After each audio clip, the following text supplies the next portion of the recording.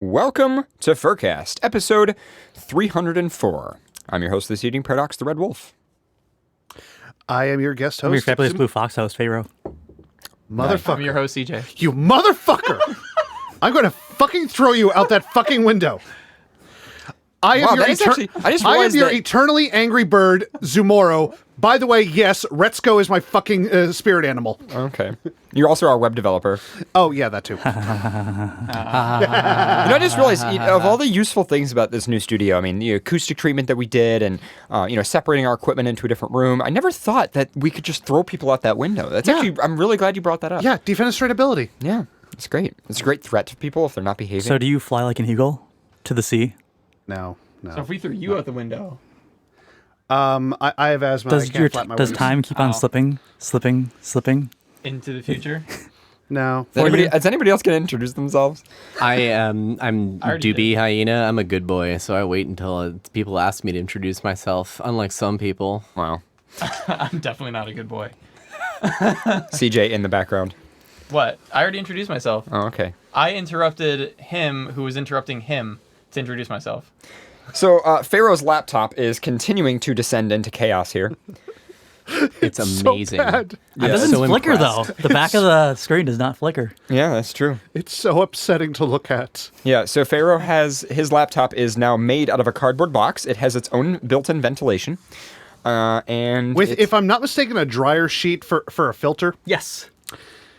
I am so upset that I was able to figure that out. Wow! Yep, and it's also a CCFL backlight, so there's just high voltage wires exposed. It's great.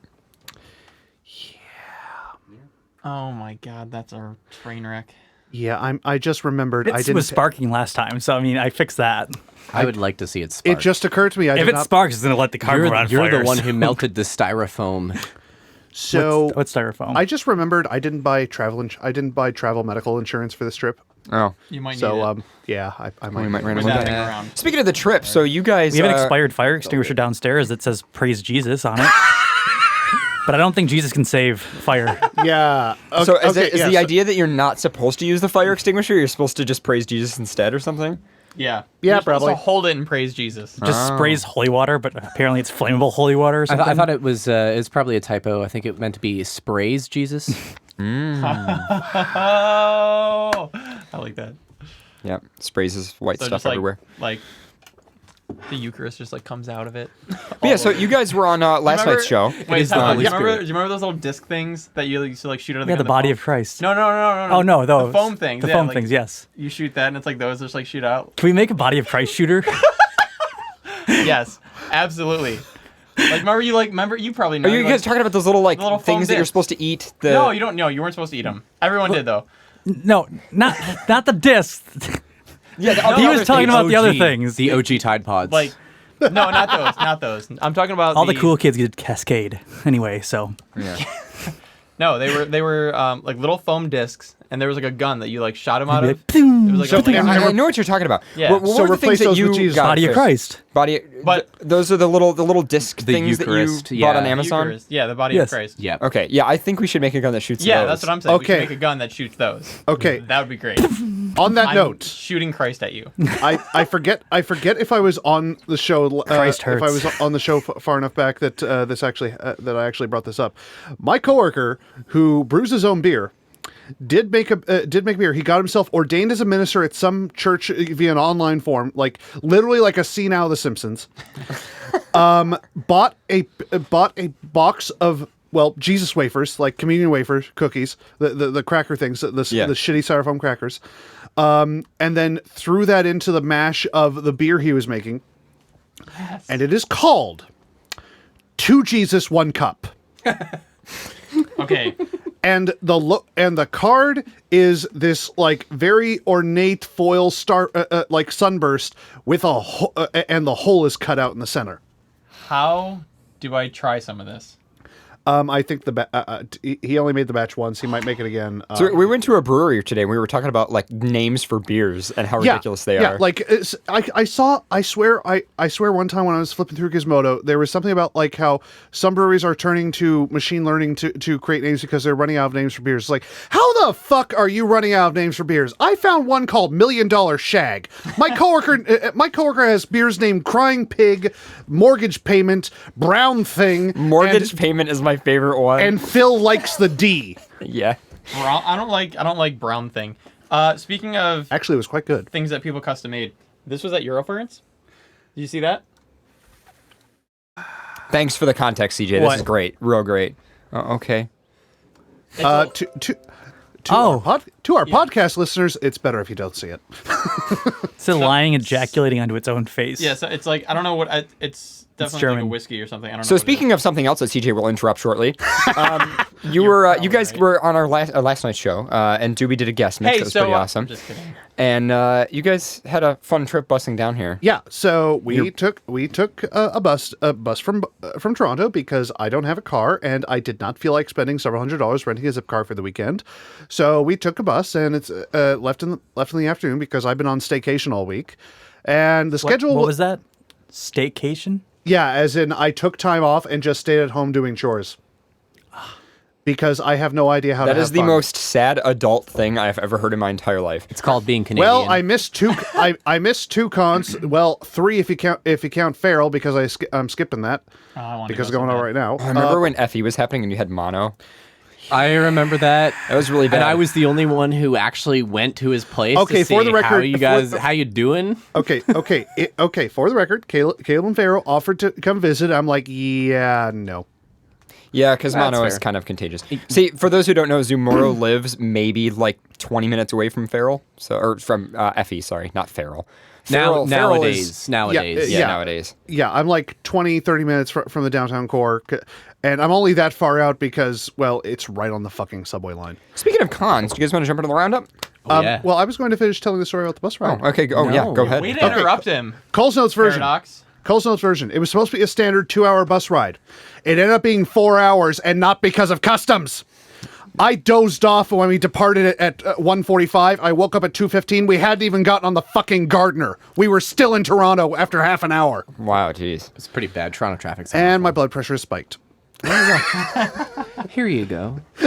Actually, yes, I want to sip of that. Drink some alcohol, yeah. Don't you love that there's a Consumers right across the street? Because you just keep walking. No, over so there. we actually had a problem with that. So Consumers' corporate policy is that if you walk in with a group of people, they have to ID everyone in the group. Yeah. And they refused to ID his passport because they said they couldn't scan it.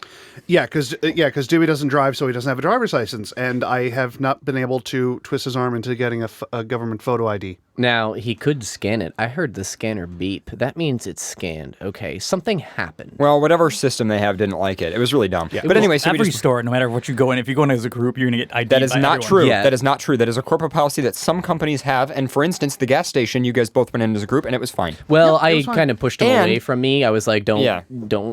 come near me. We don't know each other. I'm trying to buy some beer here. I'm pretty sure that's like a... It's a thing in a lot of places. When I was telling the story last night too. When I was in Auckland, New Zealand, we went to a Countdown, which is a grocery store chain there, and it was the same thing. We one person, we all bought our own separate things. One person tried to buy alcohol, and they were like, "Oh, well, I think you guys are together, so we're gonna ID everybody." So I handed my driver's license. They're like, "Well, I can't legally accept that. I need your passport." And I'm like, I'm not gonna show you my passport in a grocery store when I'm not even buying alcohol. Yeah, it's like the opposite side of the he had the spectrum. He opposite didn't. problem. It was like the passport wasn't going to work, but any other No, the ID passport- would be fine. Yeah, it was The opposite in passport that should case. have worked. I double checked New York State liquor laws, and any valid international passport is valid. Well, hey, I don't drink, so I'm fine.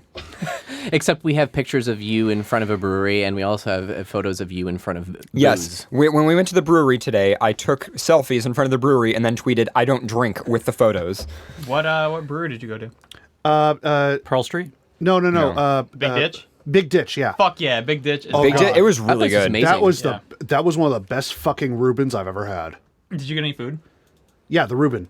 Oh, Yeah. Right, you just said that. Okay, well, you We didn't get any food. You didn't get the nachos that they have? No. Oh, they're so good. Yes, but Yes, but corned beef brined in beer and then with the standard sauerkraut. I agree. So this is sort of giving away the location that we live in, but there's a restaurant called Schwabel's, which is right around the corner from our house, and it is a famous beef on weck place, like roast beef sandwiches, and it's apparently been in like multiple TV shows, documentaries, and everything. And the business itself has been around since before the fucking Civil War. Have you been to the Bar Bill? I have not. You need to go to the bar. It's in East Aurora. Oh, okay. Go there. I'd definitely be up for checking out Schwabel's. Yeah, Schwabel's at some point we should definitely do. I've been there a few times. We're both here till pretty late tomorrow, so Sweet. we can. All right, so Roundup. Hey, Roundup. Roundup. Roundup is a Actual segment. content. Yeah, actual content. So the Roundup is basically, excuse me, the Roundup is a segment where basically we throw a bunch of links at you guys because we don't have time for them on our own. But maybe you guys are interested, so you guys can check them out on our website after the show when we post the episode. And the first thing in the Roundup, let's talk about cons. So I was mentioning this before the show started, but some person on Can we Twitter... talk about the pros instead? Some person on Twitter was like, I feel like furry is dying. Like, it seems like not that many people are into furry anymore, and the culture's kind of going by the wayside. It's like, dude, there's 5 cons this weekend. So here's Most of them pretty fucking big. 5 conventions Or otherwise this ones weekend. A convention is anywhere from like 1,000 to 2,000 plus people. In North America, at least. So we've got Eurofurence, which is in Germany. We've got Camp Farrell, which is going on in Algonquin Park in Ontario. We've got Denver. I wonder where that is. We've got FA United. Where's that? It's probably. I think it's in like Alabama or something. That's what I thought too. It's Germany, right? And Is it Germany? IFC, Indy FurCon, is going on as well. Yeah, and most of those are. I have no idea what the stats are for Denver. Is So's in there? I wonder. Yes. I'm not even sure if I've heard of Denver before. It might be new, so that one might be a little on the small side. But all the others have been are established, been around for a while, and decent size. And Farrell, it's a size cap, and there's a fucking waiting list. Oh yeah, there is a waiting list for it. Yeah, I blinked and it was sold out. It's like, I didn't want to go camping anyway. So continuing with cons, we got a couple articles. New York Post had a bunch of photos of furries in Berlin for Eurofurence. Also, Midwest Fur Fest announced that Midwest Fur Fest dealer's den policy was creating some controversy on Twitter. People were kind of worried because basically they said they prohibit. Wow, I'm doing great. Prohibit. They are prohibiting everything. fan Hashtag art. prohibit. Prohibiting everything. They're prohibiting fan art, and I guess that's kind of concerning people because it's like, what does that mean exactly? Well, I mean, like This is the DMCA sort Because of thing? they're saying what they're Midwest saying Fur is- Fest has always had a no piracy rule. The specific wording may change. Okay, fan art is not piracy. You know what though? Good thing that they're drawing furries and not fans. Yeah. Because Prohibited. And I really just want like a dealer's den that's all just fan art. like literally art of fans. Okay, Art so of we read that fans. headset. what I don't understand is how do you run a fan convention without having art that is a fan of things? Furry's not a fan Right. convention. Electricity. Like not in the traditional sense as it is for like a Trek Con or It's anything not else. in the traditional sense, but like it's a fan, like so many furry. It's a fan of a genre. It's a fan of furry characters from video games or television, for instance. According to MFF's Twitter, the policy is not new. Despite this, it was clearly news to many members of the community. It is unlikely this restriction has ever been enforced heavily. And furries pointed out that fan art can be found in abundance at conventions. This makes determining the threshold of restricted fan art unclear. Furthermore, it is not apparent how the policy is handled. Basically, it's probably there just to cover their ass. Yeah, I guess. like if it's in So the if there's context of Ratchet's dick piracy, in like being sold in the adult section of MFF, is Yeah. that piracy? like in the context of piracy, that's like literally like offering promotion stuff that is literally from Zootopia, not literal derivative artwork. Yeah, I think so. Like I think. Yeah, the way they're phrasing it, I don't know. So continuing with cons, MCFC announced a new hotel. Yeah. Yes, wild. they are. They moved. So they moved from Novi to Southfield. So still like just outside Detroit, and now it's the Westin, which looks bitchin'. However, for anyone who's a big fan of this con, like I love this con. It's a. I like the smaller It's gonna be. A pack. bit, I know it's a bit more expensive, and my only grievance right off the bat, though things might change my mind on this. It just I really like the original location because the amenities were amazing. Like never mind the restaurants, the fact that there was a Myers and a Best Buy within walking distance for last minute purchases booze, snacks, food, etc. Whereas Benihanas. Whereas Benihana. that too. Yeah, Benihanas. Whereas now it's just like a handful of restaurants, and we're going to need to carpool to You know, to go I'm places. kind of conflicted on it because like the hotel, I know we had a really good I relationship totally with the hotel. I totally get that we needed to upgrade the hotel. But it was weird because that hotel, it was nice, but it wasn't exactly memorable. It was kind of just a ballroom and a hallway. Baby carrots. I Can we never just, gave a can we shit just about take the a, hotels. take a moment to just pay our respects to all of the bartenders down in the bar, especially Renee. Fucking all the way for Renee. Yeah. Renee, I loved Renee. I barely ever went to the bar. I We went to made the friends with lounge. Renee, and like she like looked for us every time we came back. Can we just go back in fursuit to the Be like, original? we missed you, Renee. The hotel, they get the fuck out. I bet the staff are probably a bit disappointed, but Yeah, well, they loved us. I know, like every single year that we went, they're like, Yeah, oh, like- we always love when you guys show up, and yeah. So the new hotel is the Westin Detroit Southfield Hotel, 1500 Town Center, Southfield, Michigan. So it's not in Novi anymore. It's in. Let's just start another con that's just at that previous hotel and not the FCFC. MCFC Part 2. FCN. Oh my yes. Oh my god, yes. We're gonna bring FCN back. yeah, let's resurrect it. Yeah, just make it the following weekend. So it's like people who still want to party or who for God knows what reason couldn't make it the weekend of MCFC. Yeah. Make it a supplementary con. Do you think Indy will be the con chair Oh no. He's gonna ban us all again? again I'm already banned. from FCN. We got banned. I'm banned from all the furry cons. Good. Yeah, I mean, not good, but So there's also You another weren't such a con. Nazi. exactly. There's a new con starting up as well. I'm just gonna pull up some information on my screen. Here. FCN. dude, there's so much No. negativity on this show so far. I just don't like all these cons. So the new con is announced for Tulsa, Oklahoma. It's called TTF. True type format? Sure, let's go with that. Whoa, TTF Whoa. and TFF. Shit's gonna get fucking confusing. No, apparently it's Oh, called yeah. Tails and Tornadoes FurCon. I don't like that. Oh, so I don't- it's- I don't want to go. it's I don't not want to be in a the- tornado. It's not the when's titty s- fur con, eh? When's the schedule? Is it during tornado season? That makes me oddly uncomfortable.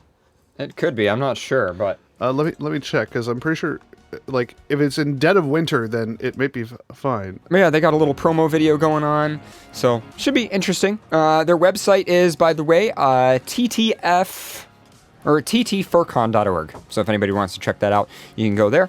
And Hopefully they also, just for redundancy, also register TTF FurCon. yeah, hopefully. But and also, so last week we were off because I was in Toronto for Kerfluffle, and You're on a They boat. were on a boat. we were on a fucking boat, and it was pretty awesome. Let me just see if I can really quick try to get some camera shots going here because I had some gifts. Here we go. So yeah, we were basically on a boat. We sailed into Lake Ontario, and it was fucking awesome. Shout out to Ab for the drone shots. I don't have a video to show you from Arctic Skywolf yet. I'm sure he's going to be coming out with that because he was filming it. And he usually does the Kerfluffle videos.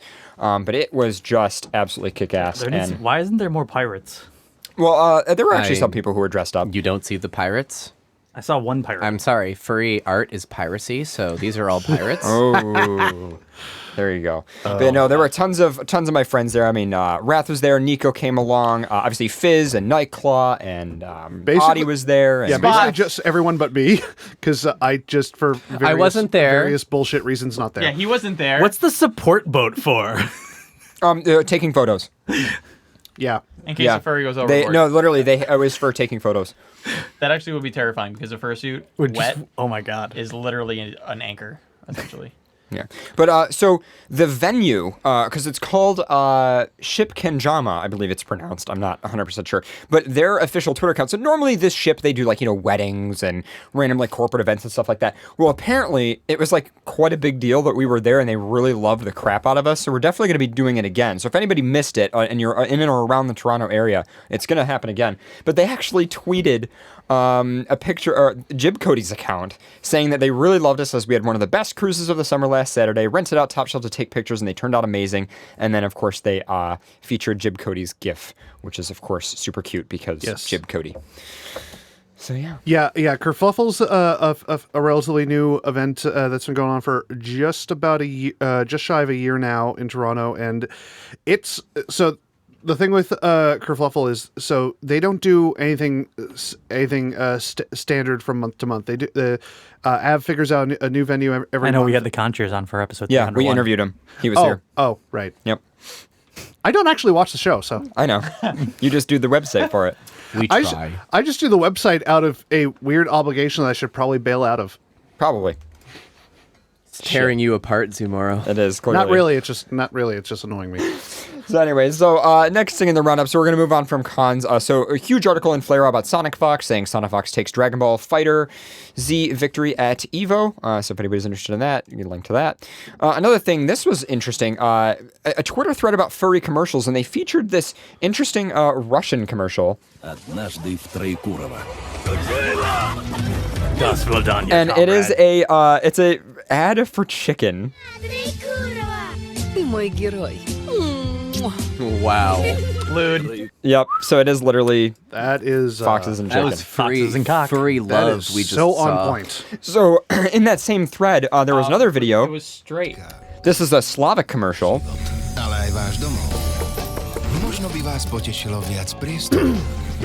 A možno bude vaše výzva. So there, of course, there's just tons of stuff there, and they also link to a website. What was that commercial for? I actually don't like that it's all foxes. I'm not sure. I agree. Prvá stavebná sporiteľňa. Už 25 rokov meníme vaše bývanie na dom. That's what it's for. Not enough okay. hyenas. There you go. There's also a website called furry.today, which I don't know if it's still updated, but I guess they post like furry videos and commercials and stuff. So if you're ever interested in tracking down more of that stuff, there you go. Play the cow one. Next, Tanglewood is on Steam. We've talked about Tanglewood before. We played feature videos from it before. It's by Big Evil Corp, and it is a genuine Sega game that is released now, and the main character is this cute Another little fox. fox. Oh wow, another fox. It looks like a Sonic Wow. game. Yeah, it's another fox. This was released on Sega, genuinely? It was genuinely released on Sega. Of course, Nice. it's not an official Sega game. It's But a it- third party. Yeah, but it's still Sega we're looking at. Yep, but it does it is on turn Steam. blue? as I well. was just gonna say if it turns blue, I swear to God. I don't think so. He turned yellow, so it's not out of the question. Let's skip through the trailer here, see if we can find it. Nope. Oh, there was a nice little silhouette there. Just got fucked. He did. But yeah. Well, he's and, a fox, so. and reviews on Steam have been positive. So Now, there might be an underwater fox that's blue. You might have to get the game I yourself mean, and I'm play sure it. there's foxes that are into things involving Yeah, water. it being on Sega is just lost on me because I was in a 64 family. And then just another thing in the roundup. Quick warning about Hey. Ko-Fi or Coffee. What is this website? Ko-Fi or is it Coffee? I imagine that's Coffee. It's KO-FI. Well, anyway, they updated their terms of service and they have said no NSFW content. So I'd imagine Which is what everyone was using it for. which is what everybody was using it for. Okay, sorry, I'm out of loop. What the fuck is Ko-Fi? Basically, it's You buy like a person a coffee. You buy a person a coffee. So like $3, they'll sketch you something. It's like a Patreon thing, but it's like a one-time. Or they'll send you nudes for $3. Yep. Okay, There are a lot of furries on AD Twitter who just okay. it's great. In the meantime, NPR had an article. Get a dick. And $3 dick. I mean, Thank you $3 for nudes actually isn't too bad. Like, let's be honest. I was gonna say, never mind. You know what? I'm just gonna Wait, go keep going. ahead. No, please, go ahead. I'm no. curious. It was about the foxes thing, and that was like 5 minutes. You're ago. really far away from the mic, by the way. It was about the foxes thing, Okay, and that was you like don't 5 need minutes ago. Okay. Come closer to me. Anyway, so NPR had an Hello. article. I'm just gonna mute the other mics. NPR had an article about and a radio story about fixing back pain, and they interviewed a couple different people and doctors and stuff about like the way you sit and your posture. And one of the things that they referenced in it was that in order to sit properly, you should quote pretend you have a tail. It's like blocks. If the blocks at the bottom aren't set and aren't sturdy, then the top has no chance. So to fix your pelvis, Shara says you have to imagine that you have a tail, just like a dog, right at the base of your spine. We need the pelvis to be positioned in a way where if you had a tail, it could wag. In other words, for proper spine alignment, your bottom needs to be out behind your spine. Shara says right now most people do the opposite. We tuck our tails under when we sit. Sitting in a C curve, you'd be sitting on your tail. So it's kind of like a dog that has its tail between his legs? Yes. Very scared or frightened. And so then how do we get our tail out? Do you want me to teach you? Yeah, sure. Shara says before you sit, have your legs about 12 inches apart. As you sit, Poke your butt out. toward the back of your chair. So when you land on the chair, your bottom is behind your spine. So yeah, they had it was a really cool article about. So this actually would be really easy for anybody who bottoms often. Well, because you have the arch, like you stick your butt out sort of thing. It's literally the same thing. You're just sitting upright. So there's a couple really funny tweets that came from this because this is how I originally found it on Twitter. NPR ran a story on how to sit properly to avoid spinal problems later in life. Sit with your butt out as though you have a tail you keep trying to wag while sitting. Furries are going to outlive us all. Here's another one. NPR just ran a story where they explained the secret to sitting properly and avoiding back pain is to imagine having a tail and letting it have room to wag. I'm on to you, NPR. So yeah, good stuff there. Couple more things. What? And this is a great big story piece on about foxes. the size of a house cat. Whoa. This wily little creature is the smallest fox found in the US. But even at 5 pounds, they are the largest land mammal on the Channel Islands off the coast of California. And I'm not going to play any more than that because the last time we did, Great Big Story gave us a copyright strike on our YouTube channel. So if you guys are interested in that, check it out on their YouTube channel and not ours. Next, you guys might remember that we shouted out that Rhett and Link, the guys behind the YouTube channel Good Mythical Morning, were at HCFC, I believe was the con, and they were doing like a fur walk, like in a park, like a fursuit, like photo shoot thing. That's impressive for Well, me. apparently, The furries found them. yeah, so they were just in Australia at the time for some like event, and they happened to walk through the same park that a bunch of furries were going through. And finally, of course, we had a bunch of photos from this last week, but they finally mentioned it on their podcast, which, by the way, their podcast is called Ear Biscuits. Wow. Yeah. Furry Suspect. convention photo shoot, Yeah. which was on our Instagram. Well, let's explain how this happened because, first of all, it So was weird. the most controversial Instagram photo ever posted to the Rhett and Link account based on the amount of debate in the comment section. Now, We walked up to the fountain at the nearest park. We're just strolling around, and everybody's in full head to toe mascot wear, and I'm like, I've heard of furries. I saw an episode of CSI. And I want to stop it there. Yeah, I think we all know the. Yeah. It's always CSI. I know. Anytime anyone talks about furries Right. or Second Life, it's that CSI episode I saw. But I also got a tweet featured on the video feed right now where they link to it. So Walkser on Twitter posted that, and he's a Sydney Fur as well. So What's CSI? I don't know. Never heard of it. Yeah, it's some new thing. I heard it's some unrealistic crime show. People think it's Circular kind of Sex hype. Institute. The bane of I think graphic designers. I think it came out last year. Oh, did it? Yeah, it's kind of new. Oh, okay. Yeah. Oh. I'm a dog. I don't It's watch the TV. circumference of sexual intercourse. Wow. It's certainly sensational information, if you ask me. Certainly sensational information. Fuck me. Show title. That's That was good. good. That's good. That was really good. Yeah, CSI certainly. Yeah, okay, yeah, that's good. I'll let somebody else in the chat room suggest that one. That was great. That was good. Props. All right. Hearts. So that's it. That's the end of the roundup. Okay, show's over, guys. Yep. Show's Good over. night. Go home. All right, post show. Do we have anybody wanting to kick off with news or something, or anything else that anybody wants to chat about? Not really, but earthquakes are happening, and it's crazy right Oh yeah, now.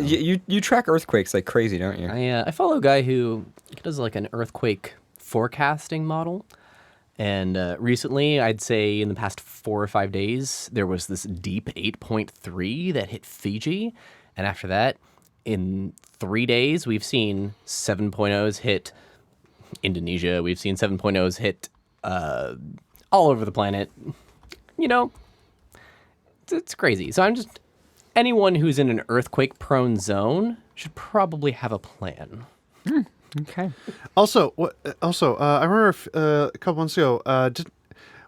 Wasn't that guy and a few other people in his circles going on about how it's like, dude, the fracking is literally causing earthquakes, and then the USGS finally without apologizing for denying it, it's like, there seems to be some evidence for it. So the thing is, fracking doesn't cause earthquakes It the way exacerbates that it. people think that something causes an earthquake, like we do something and then an earthquake happens. No, it's not like that. But what we do is we drill into the crust and we create perforations in the plate, which And then energy inject the gas. pressure transfers through a little bit easier than usual. And so at these drilling sites, we see earthquakes. Imagine if macros were real and how annoying this would cause USGS seismometer networks every time a macro walks around. Well, it looks like we've experienced Fizz. 2.2s, but don't worry, it wasn't an earthquake. It was just a macro running around. Oh yeah, there you go. So every time USGS like has warnings going on, you're just like, oh, hot. The only thing that I know about like only if it's a volcano. I remember I researched a little bit on how like doing geothermal drilling can actually make like geysers shoot less. That was actually apparently a problem in some areas of Taupo and stuff. If you're drilling into the crust Yeah. to get geothermal energy, what you're doing is you're taking all the heat steam that's being made, that's being built up, and you're putting it through turbines instead of where it naturally goes. So instead of going to where You're creating a new outlet for it. Yeah, you're creating a new outlet for it. Kaiwana says, we already have an earthquake plan. I live in New Zealand. I'm really disappointed that I didn't feel any earthquakes when I was in New Zealand. That would have been nice. Like, you want to feel an earthquake? Yeah, because we don't get them very often. Last time we had an earthquake was like 4 or 5 years ago. You crazy boy. I am crazy. I feel bad saying that because I know to some people earthquake. You know what? An earthquake for some people is literally like that is their the whole end. family. Yeah, that is the end of their home. But for people like us who live, on the east edge of the Craton or whatever, we don't get that ever. Yeah, I have never felt an earthquake in my goddamn life. A 4.4 and our China rattles a little bit. We're like, this is amazing. It's the best thing that's ever happened in my life. NASA released an image that showed how much of the world is on fire right now. Well, so the streamer that I watch, he covers he goes over the geosat and he shows you the fires, and it's crazy right now. Dude, I was gonna say the furries in Seattle are pretty smoky right now, but I gotta say though the furries in California are pretty lit. Well, I mean that's just vaping. Oh. I thought you agreed that was too terrible a joke to make on the show. It was a bit terrible, yeah, but I felt like saying it. Also, regarding forest fires and stuff, I'm not going to bother going into detail about it, but there's, if anyone who's interested can dig around on YouTube. So apparently Adam Conover of Adam Ruins Everything was a guest on Real Time with Bill Maher. Ooh. And they did, and during their overtime segment, which is available on YouTube, they were answering questions from the audience, and one that was targeted at Adam about forest fires and if they are... And if the recently getting worse and worse forest fires were caused by human development. Well, the only thing that I've heard is the whole idea that us stopping forest fires makes them worse because they're naturally. And half the reason we stop forest fires these days is because it's encroaching on cottage and on our own land. Yeah, so land that would have naturally burned that we're stopping. Yeah. And so quoting him, so when a big one does happen, it's a real motherfucker. So seeing Adam Conover swear was just such a treat. This was Adam who said that, eh? Yeah, that's really great. Well, I just wanted to add one more thing, if I could. There's a big point of contention in the geological and the seismic community that a lot of these forest fires that are happening on the West Coast right now are linked to geological pressure, and especially in volcanic zones. How? So does it change the moisture of the soil? There is methane trapped in the soil. And if that methane ignites, it could create small explosions and even fire. Well, I mean, I know that there's in one of the creeks in our nearby park, there's a little hole where natural gas comes out and you can actually light it and it's a flame. And it's called the eternal flame. Like a fumarole, right? Yeah. Yeah. But they call it the eternal flame, which is stupid because it's not eternal, but whatever. No, it's based on the geophysics under it.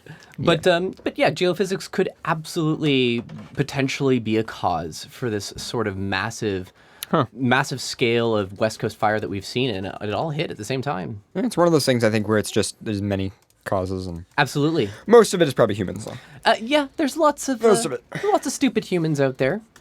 Yeah. No, there's not. So good thing none of us are, so we don't have to worry about that. Yeah, we're all animals because we're furries. Speaking of that, anybody have an article that they want to read? I'm waiting for Pharaoh. Do you got something? I have plenty of stuff. Okay, so do you have something you want to start with right now? Maybe. That is the most Pharaoh answer I have heard in literally weeks. Maybe. What do we have to do to get it out of you? Well, he's a fox. I don't even bother asking him questions anymore. People be like, "Oh, does Pharaoh want to come?" And I'm like, "I'm not even gonna ask because he just won't give you an answer." Do I have to dance for you? I've picked one of the ones to read if needed. Well, I need news music before I can read.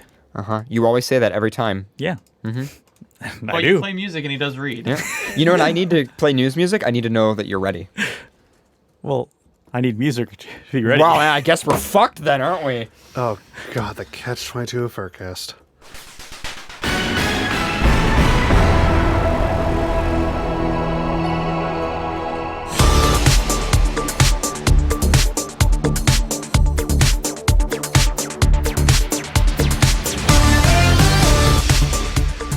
Someone actually fell into a cartoon hole. Wait, what? I heard about this. Like, are we talking about like a sinkhole or a... No. You know Vanta Black? Shh, stop talking. I have not heard this. Someone fell into a cartoon hole. Okay. Splat.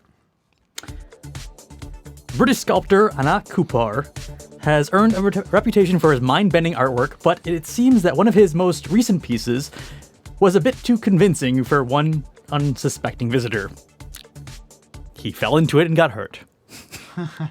It's not funny, don't laugh. Oh, I laughed. Art is always. All I can think of is the BoJack Horseman Halloween store. Oh, Halloween, this is a great idea. And then they go inside the store. BoJack Horseman's coming back in a few weeks, by the way. I know. Yeah. I'm excited. Hallelujah. Well, you know, like Wile E. Coyote, where they would just throw down like a fake hole, and like one person would walk across it, and then another person would like try to walk across, and they'd fall in. Yeah. Yeah. Yep. I kind of want to do this. I just want to just build a hole and then do this exact thing and see You how have many. a pretty big space in your backyard that we could make this happen. I know. How much does Vanta Black cost? You can't buy it. It's copyrighted.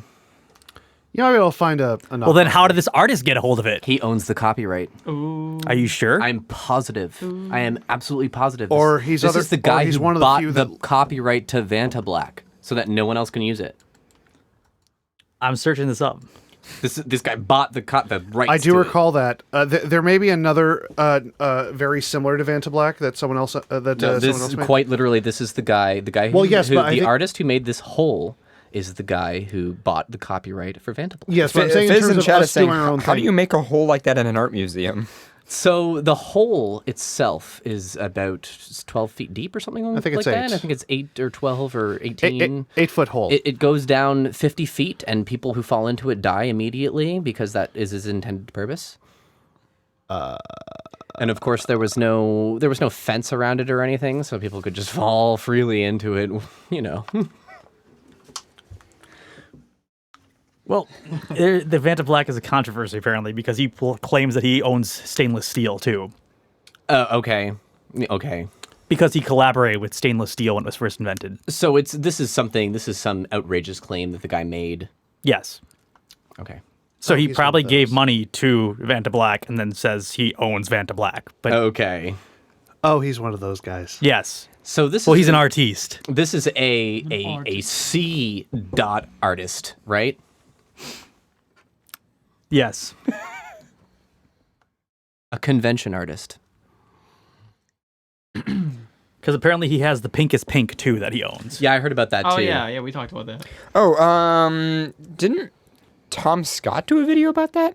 So yeah, Tom someone Scott did a someone video- did their own version, and it's free for. Did their own like Yeah. bluest blue or something like that. They did. I forget what color they did, and it's like it is free for everyone except this guy. Well, it was. I remember the reason Tom Scott did it is because he had a video about color space and Yeah. essentially how computer monitors and cameras, like, there's very few color Cannot- spaces that reach to that part of the CIE 1953, like measured human eye color space. I heard letters and numbers. Don't worry about it. Basically, the color is so vivid that you can see it, but it by definition, no monitors or cameras right now can really store it. Except, well, I think the ASUS color space could, because it's bigger than the CIE 1953 diagram. I don't know. Yeah, the ASUS color space could probably store it. I'm just gonna blink confusingly at you for the next 5 minutes. Okay. Guess because there's Singularity Black and there's Black 2.0 too. So Black 2.0. Black 2.0. That sounds like an industrial band to me. I'm just going to throw Yeah, that it does. It does actually, yeah. And if it's not, you're going to start one. I will start Black 2.0. I love the controversy though, because the Vanta Black, which is not copyrighted, but he has Blackest Black copyrighted. But he's saying, he's literally telling people he has Vanta Black copyrighted. Like, that's what he said to people. Blackest Black color has been exclusively licensed to Anish Kapoor Studio for artistic use. So Blackest Black, but not but it is Vanta Black. So he's using terminology to get behind to kind of loophole around the copyright. Well, he has Blackest Black. Yeah, copyright. no, his copyright is Blackest Black, but it's not Vanta Black, right? It's Blackest Black. But it is Vanta Black. But it is. But so he has a copyright on that color, but not Vanta Black. Blackest Black. Yes. Gotcha. But I guess that caused an outrage among the artists, including Kristen Furr and Sample Stewart, in relation. Sorry, this is actually more interesting too, because I find this funny. Sample developed the pinkest pink color and made it available to everyone except Ashton Kutcher and anyone affiliated with him. To which then the link to Tom Scott's video on that in chat. Yep. And then Ashton Kutcher got a hold of it and dipped his middle finger in the pinkest pink and then posted it on Instagram. Okay. I like this. Of course you would. You need to bathe in that Which shit. then... Oh, God. Could you imagine, like, just... I don't know if I can Are deal you with pink? It. Kind of. Are you pinkest pink? I could be if I had this shit. What is the pinkest pink? That. Ask me and I'll show you later. Honey, Is the show over what? yet? So apparently then the other guy that made the pinkest pink made Black 2.0, which is the complete similar qualities to Vanta Black, but it's acrylic. Wait, what's Vanta Black based? Fabric, I believe. No. Isn't it not a fabric? I didn't think Like, it was is it nanomaterial or is it oil? There's another one. That's the other one is Nanolab, which is made something else. Yeah, I'm just curious. Like, if this one's acrylic, Singularity Black, which is nanotubes. How does it? Okay, possibly dumb question. Yes. How does it not like just get really hot? It should. Technically, it should. No, because it can't absorb light. But Okay. no, yeah, it you're absorbs all the light. That's yeah, the thing. that's Oh. what it is. It absorbs all the light. It doesn't reflect it. Black It doesn't absorbs reflect any light, so. Yeah. because it absorbs it all. That's how color works. Fizz in chat says it's nanomaterial usually deposited on metal. I thought There you so. go. Yeah, because Because it's kind of like it's kind of like a black body thing where I forget how to, because there's, I'm not sure what determines like how its emissivity would work and how it would survive. I don't know. I'd imagine it would probably just be warm all the time. Yeah, I imagine so. Yeah. Unless it only reflects infrared. Maybe because it's a nanotube, it absorbs the light easier because it's a tube. Wow. Just like yeah, the photons universe. just go right through the Just tubes. like the universe Oh, is man. a tube. Jesus Christ. So because the Blackest Black, which was Vanta Black, was still copyrighted to him, other people just made other materials that were just as black as Vanta Black and then released to everyone but him. There is justice in the world. Fizz says, damn it, I need to be there to explain the physics.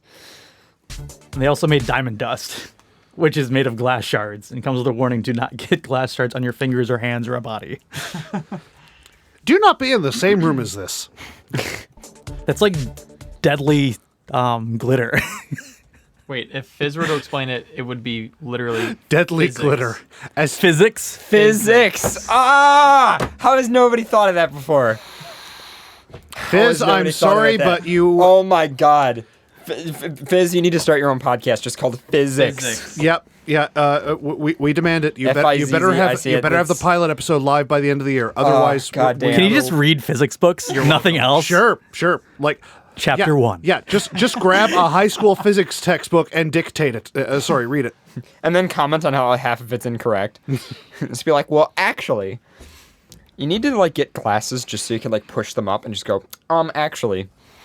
My glasses. My glasses. My glasses.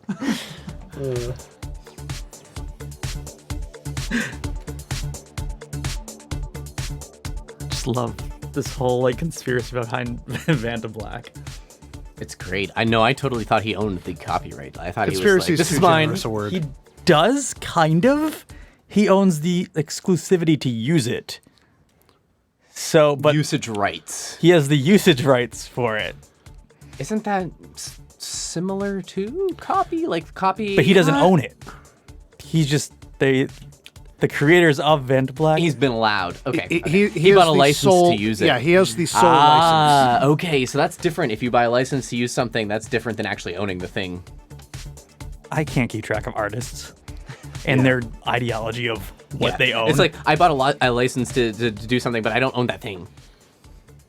Right? Which Vantablack is actually vertically aligned nanotube arrays. Vertically aligned nanotube arrays. Vanta. Oh, okay. I get it now. Oh, wow. It's an acronym. Yeah, it is. All right, then. Anyhow, back to the original article. Oh my god. Which was what? This is about a man who fell into a hole. Blood for the Boop God. Someone actually fell into a cartoon hole. Right, yeah. Yeah. So British sculptor Atkin Kupar earned his reputation for the mind-bending artwork, but it seems that one of the most recent pieces was a bit too convincing for one unsolicited visitor as he fell into it. The piece in question is Kapoor's Descent into Limbo, a name that may hit a little too close to home for said visitor. I'd say so. Oh, no. The optical illusion resembles a 2D circle straight out of a Wile E. Coyote cartoon on the surface. In reality, it is a three-dimensional void, 2.5 meters, 8 feet deep, coated in an intensely dark black pigment that absorbs virtual alt-light. Shit! Could you imagine being that person finding out, like, I'm going to step all over this artwork because I think art is gross. I'm just going to step all over it. Oh! Bitch, you thought. I just feel like snapped his neck and died. That could have happened. He could have. Yeah. A very 8 feet. 8 feet is. 8 feet is pretty high. Yeah. Especially it's a hole, so it's like... That'd be the worst death, though. How did you die? I fell into a fucking cartoon hole. Guys, you don't have to whisper. You can Go to just, the like, you can bathroom. just Nobody talk. cares. Get me over here when you come back. Oh no, the door's gonna open. Oh. All lights escaped. My voice. It's like a vacuum. We were trying not Just to sucks interrupt the air out of your lungs. We were trying not to interrupt the already easily interruptible Pharaoh. Yes. I mean, why bother? Just interrupt him. It's Pharaoh. It's not like he matters. Oh, shit. I love you. I'm just kidding. It is currently For the record, I displayed hate you. in the Cervantes Museum in Portugal, where a 60-year-old Italian tourist had the unfortunate run-in on Monday. According to the reports, there were caution signs. Staff guarded the hole, so staff also guarded the hole. So exactly how the accident happened is completely uncertain, especially as he went into the museum to see that very exhibit. Good. Hey, Okay, hon, this there's this actually really cool raises thing more at the questions. museum. It's like this big hole, and I really got to go see it. Oh, okay, honey, have fun. Comes He actually back. wrote a How was suicide it, note. hon-" It's like, how was it, honey? It's like, I fell in. No, he was hospitalized. Oh, he was hospitalized. When's if he actually wrote a suicide note and they just didn't find it? Because they can. Yeah. When's it like he went to jump into it, but the note actually stuck to the wall and then became colored with Vantablack as well? Even though that's not how it works, but Yeah, I was just about to say. I know that's not how it works, but in my mind, that's how it works. Everything worked against this guy. Nothing went right. Yeah. This went from, oh, this probably has a simple story, and then it raises so many more questions. The good news is that after a brief stint in the hospital, the man is recovering well. Meanwhile, the museum staff had to actually temporarily close the exhibit and install new safety measures to avoid this incident. Your art is so dangerous. Fanta Black Velvet Ropes. Yeah. The pink is pink. Ooh, yes. Can you get that artist to make another art thing that just surrounds the darkest dark? God, that'd be so much contrast. It would hurt your eyes. I feel like that artist that made the pinkest pink needs to make a pinkest pink velvet rope that goes around Yes. the blackest black Hole. as a big fuck you to the other No, artist. it'd be like a collaborative piece. It'd be a big fuck you. It would be a big fuck you. Nobody's gonna fall into your art. 'Cause Fuck I your am hole. I am keeping people safe from your art. That actually is the question, though. How do you move this art piece? You don't. You just remake it. Fill it I up imagine with they just concrete. build it. Yeah. Did he just like dig a hole in like the museum? I wouldn't be too surprised. Yeah. I'd imagine it's like a raised floor that they build for the exhibit. It I looks mean, like it looks like it's in concrete. concrete. Oh, so it's a permanent exhibit. Okay. Or at least one that they'll fill in later. I was gonna say, yeah. If you like want to get rid of it, just fill it in with concrete. Just bury it like we do everything else. Hey, dude, we gotta get the maintenance crew. We gotta get to the bottom of this like floor in this one room. We gotta get to the water main. I'll turn it into an art exhibit.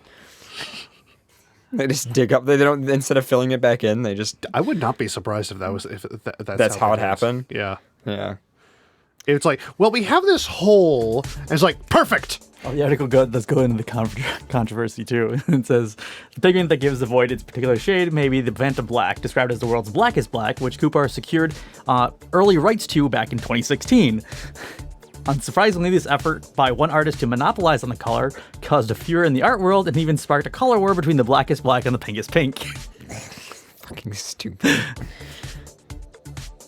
Vanta Black is a recent invention created by a British manufacturing company called Nano Systems in 2014 for scientific and military use rather than artistic expression. It has been able to absorb 99.6% of all light, making it looked as though the dimension is a hopping hole. Really has been cut out of the universe. How, you might ask? It is so absorbent because it comprises of tiny microscopic stems of color, 300 times tinier than are wide, and that result in not even the light of a laser is visible when shown on the color. God damn. It's neat. All right, is that pretty much that? I'm sorry. I just love the statement "color war." Yeah. Like in this context, it's In like this context, yeah. yeah. As soon as I said that, I was like, oh shit. All right, I got a good one.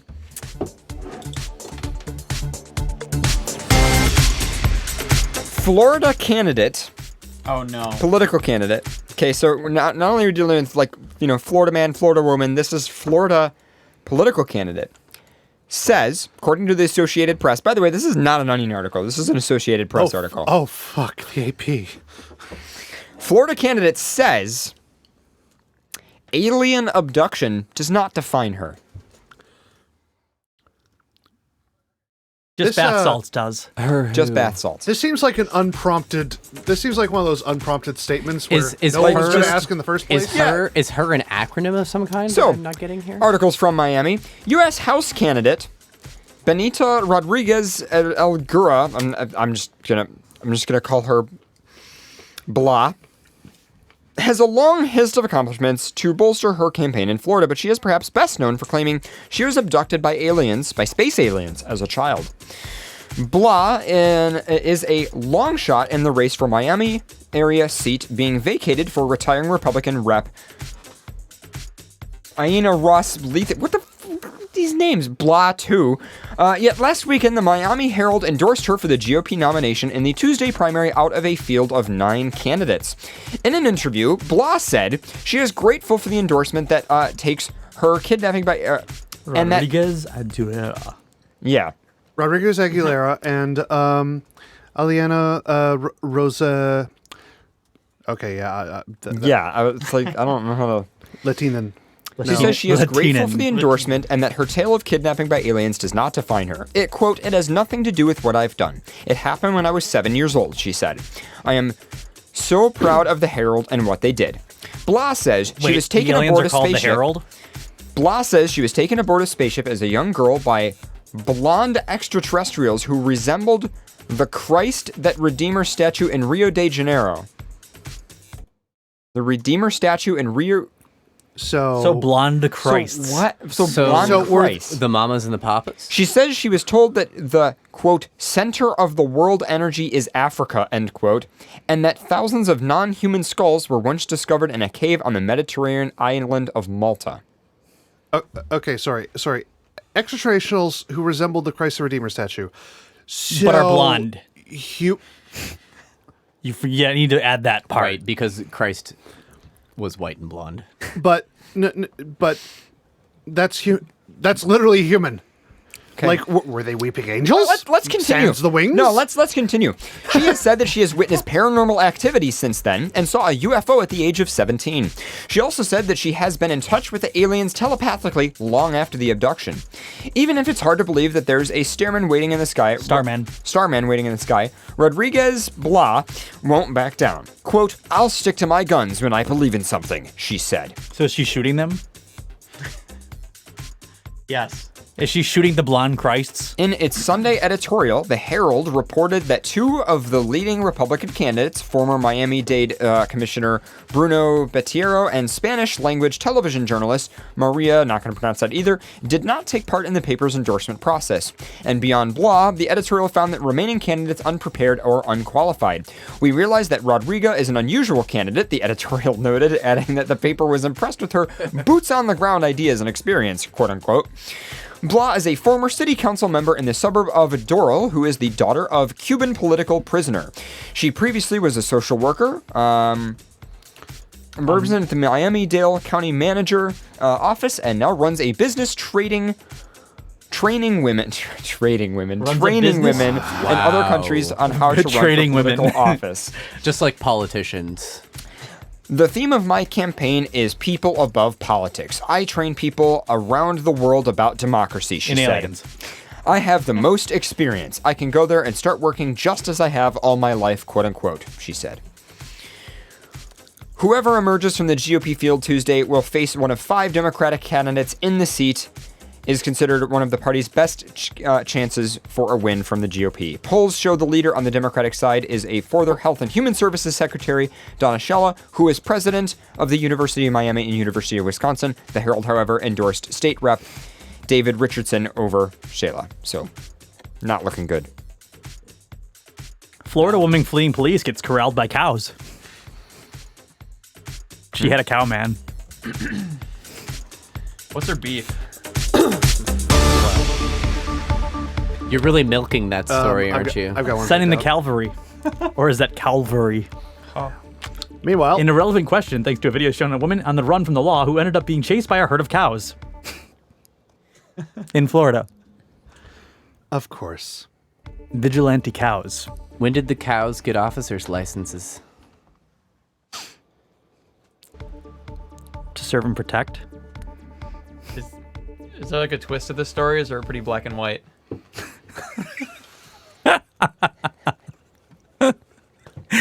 The coverage was a bit spotty.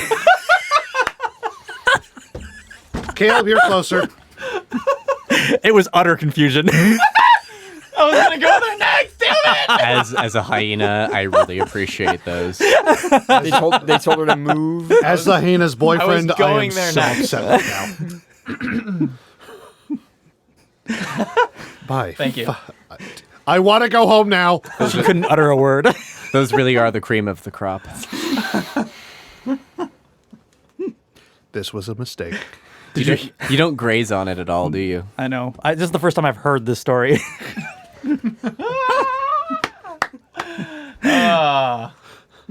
Don't pee on the electric fence. Where the fuck is the bell? That's a cowbell. So we need a cowbell. Needs too. more cowbell. Yeah, needs more cowbell. Ding, ding. Is there cowbell? Yeah, I think we need cowbell right now. I can probably pull up some cowbell samples. Can you just pull up the what's it? Give me a TR-808 cowbell. Needs more cowbell. I got a fever. And that's Who the was only that? I cure. can't think of the actor's Christopher name. Walken. Christopher Walken. There we go. No, just search Christopher Walken cowbell. I don't want to. No, I can't play that. No, you can't play that. No, I can't play fucking SNL. Are you No. kidding me? We could parody it. That's fine. No, but just we find can't play it. someone parodying that with Christopher Walken. Well, I got a fever, and the only cure Some more cowbell. Well, this moving experience happened Monday night in Stanford, Florida, where authauthorities were pursuing a white from the article. Subaru SUV that was reportedly stolen. Officers attempted to stop the vehicle by using stop sticks. I love stop sticks. Query. What the fuck is a stop stick? It stops. I have a few ideas. Well, It's a stick that stops.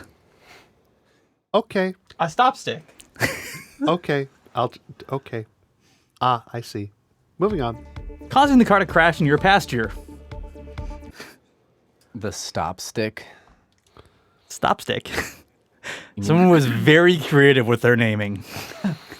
Is handbrake not something you're allowed to say? Is that copyrighted? No, it's a. That's actually video conversion software. Thank you. If you search up stop stick, believe it's the thing that they throw out and it extends and it's got spikes and it blows at all the tires of a car. Oh, that's the stop stick. But it's not really a stick. I call that the spike line. Spike line. I'd call that the to hell with your tires stick. Fuck your tires. CJ, can you search up a stop stick? I'm looking at it right now. I see. There's actually a stopstick.com. I call it a "you're gonna get wasted" in Grand Theft Auto. Or at least you're gonna get your tires blown out. Oh god. This is the best website Yeah, I've but ever blowing seen. out tires is what you do like for a living. When See? I do. Stopstick.com. Okay, so Yeah, this is great. This is a stop stick. Stopstick is the world's latest tire deflation device for high-speed pursuits. Stopstick.com. All right. They got their marketing. How much are they? Are they for sale? We should probably stop saying stop stick. It's copyrighted. I'm being serious. Stop stick in motion. We should call it the go stick. The yield line or something like that. Can we do the go stick that like counteracts the stop stick? We'll call it the this will fuck your That car. you could have Go your stick car- is just like soft. No, it's like something you put on the front of a car, so like you deploy it, that would counteract the stop It's stick. the go stick counteracts the stop stick. That's what it does.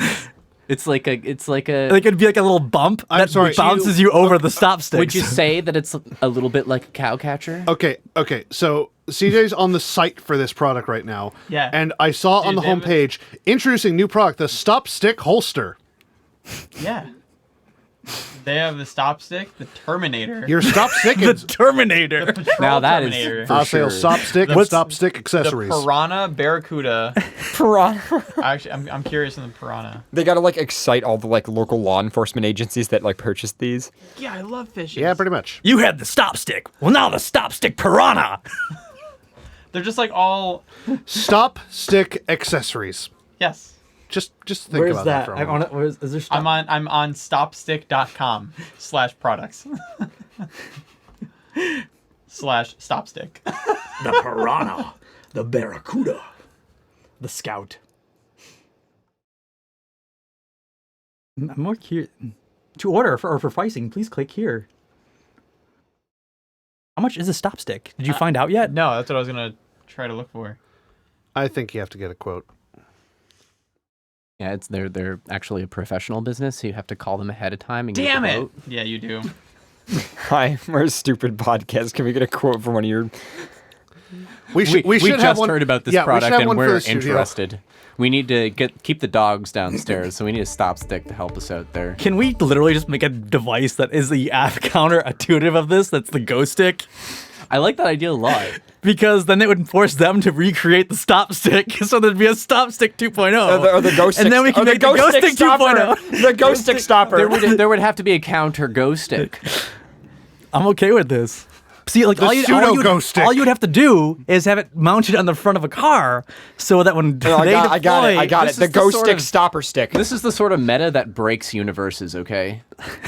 I still like ghost stick stopper stick. Well, it shouldn't be Because illegal. It would just continue. There would be a counter stop stick, and then there would be a counter Well, the thing counter is, if go they have stick. to use a stop stick on you, you're already breaking the law. So I don't think whether it's legal or not matters. Well, maybe not. Maybe you're following someone that's breaking the law, and you just don't want your full four tires blown. There's going to be a 10-foot tower of stop sticks at some point. Right. So if you're being stopped by law enforcement, then you don't deploy the ghost stick because you're the one who needs to get your tires popped, but other people are able to deploy it. Yes, exactly. That's exactly how it works. And then we eventually developed the hover car. For the casualties of the stop stick that were never meant to be casualties of the stop stick.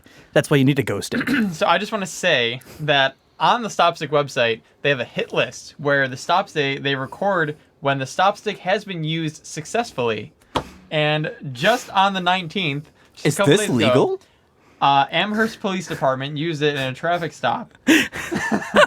And there's literally a whole list. There's like 10 pages of this. Wow. For our area? No, it's just this is just New York State. Oh. But like I'm looking through and there's like a whole bunch of like there's Chautauqua County, like Evans, like a place that are like close to here. Does West Seneca have a stop stick? We could I'm sell only on the first page. So you're saying we could sell the ghost stick locally? You gotta read some of the traffic, drunk driving, felony vehicle. I'm trying to find one that's like close. www.ghoststick. Samuel drunk driving. So Samuel in GWI chat drugs. says they were apparently $300 to $400 USD. www.ghoststick.com is not registered. Okay, Pharaoh. I don't believe so. Pharaoh. Rule number fucking 1 of domain names in 2018. Don't bother with the www. www. You actually HTTP ://www. These days. Thank you. / Moving on. Orchard Park Police Department, traffic, drunk driving. He should have had a ghost stick. We need a ghost stick GoFundMe. I like how some of them are A just like GoFundMe traffic. stick. Or Well, the one from, They were driving, so we stopped them. Traffic. the Amherst Police Department one. Like this one's like fucking. There's like a fucking paragraph of like what was going on. Traffic, reckless endangerment, unlawful fleeing, aggravated unlicensed operation, second use of vehicle without an interlock device, and total of 7 misdemeanors, 11 charges. Wow. That was a good one. That was a good That one. was a good use of the stop stick. Thank you, They stop needed to stick. stop. Good thing they didn't have a ghost stick. That person does not deserve a ghost stick. No. I'm telling you No, right they now. had to stop. Maybe we should hold a Maybe when we screening sell a process. ghost stick, we should Yeah. ask you if you've ever broken any other laws, and we should just kind of be like, not sell the ghost stick. Yeah, to screen your people who- customers for Yeah, sure. screen our customers. Yeah. Chautauqua Police Department, unauthorized use of motor vehicle, harassment second degree, unlawful fleeing of police, possession of marijuana, reckless driving, and speeding. Well, it's like- obviously the marijuana. I like the more detailed ones, like because some of these are just like This one's in all drug-related. caps, mind you. Yeah, this one is in all caps. So like they were like, Unauthorized use. Use the stop stick! This person was authorized to use the motor vehicle. possession of marijuana. Flee the police! Stop! Wait. Sorry, I'm reading this. Unlawful fleeing of police.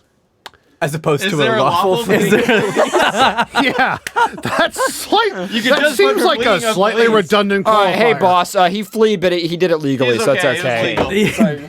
Sorry. He's also Anyone a cop. familiar with police law, please clarify when they're an example of lawful fleeing of police. When they're not after you. Yeah, like Because then you're just fleeing the police because they're after someone else. so. Okay, yeah. Actually, I can picture the scenario now. Now, like cops hunting down someone, and you just flee away from them because you are not the one they're after. Fizz Okay, in I get chat that. says, "What if we surround Dorsai with stop sticks?" Ooh. Oh, I hope they don't have ghost sticks. Well, then we bring in the pseudo stop sticks. All right. I was really expecting a more upset reaction from you on that. I feel like a Dorsai stop stick would just be like a stairwell. Stairs. That's the Dalek. That's Yeah. the thing that you get to prevent the Daleks from getting to Oh, you. the thing that would be Stairs. a Dorsai stop stick would be people knowing how to use elevators. A fake area that says "Do not enter," covered in Fanta Black. Don't enter this train hole. Moving on. But someone would enter.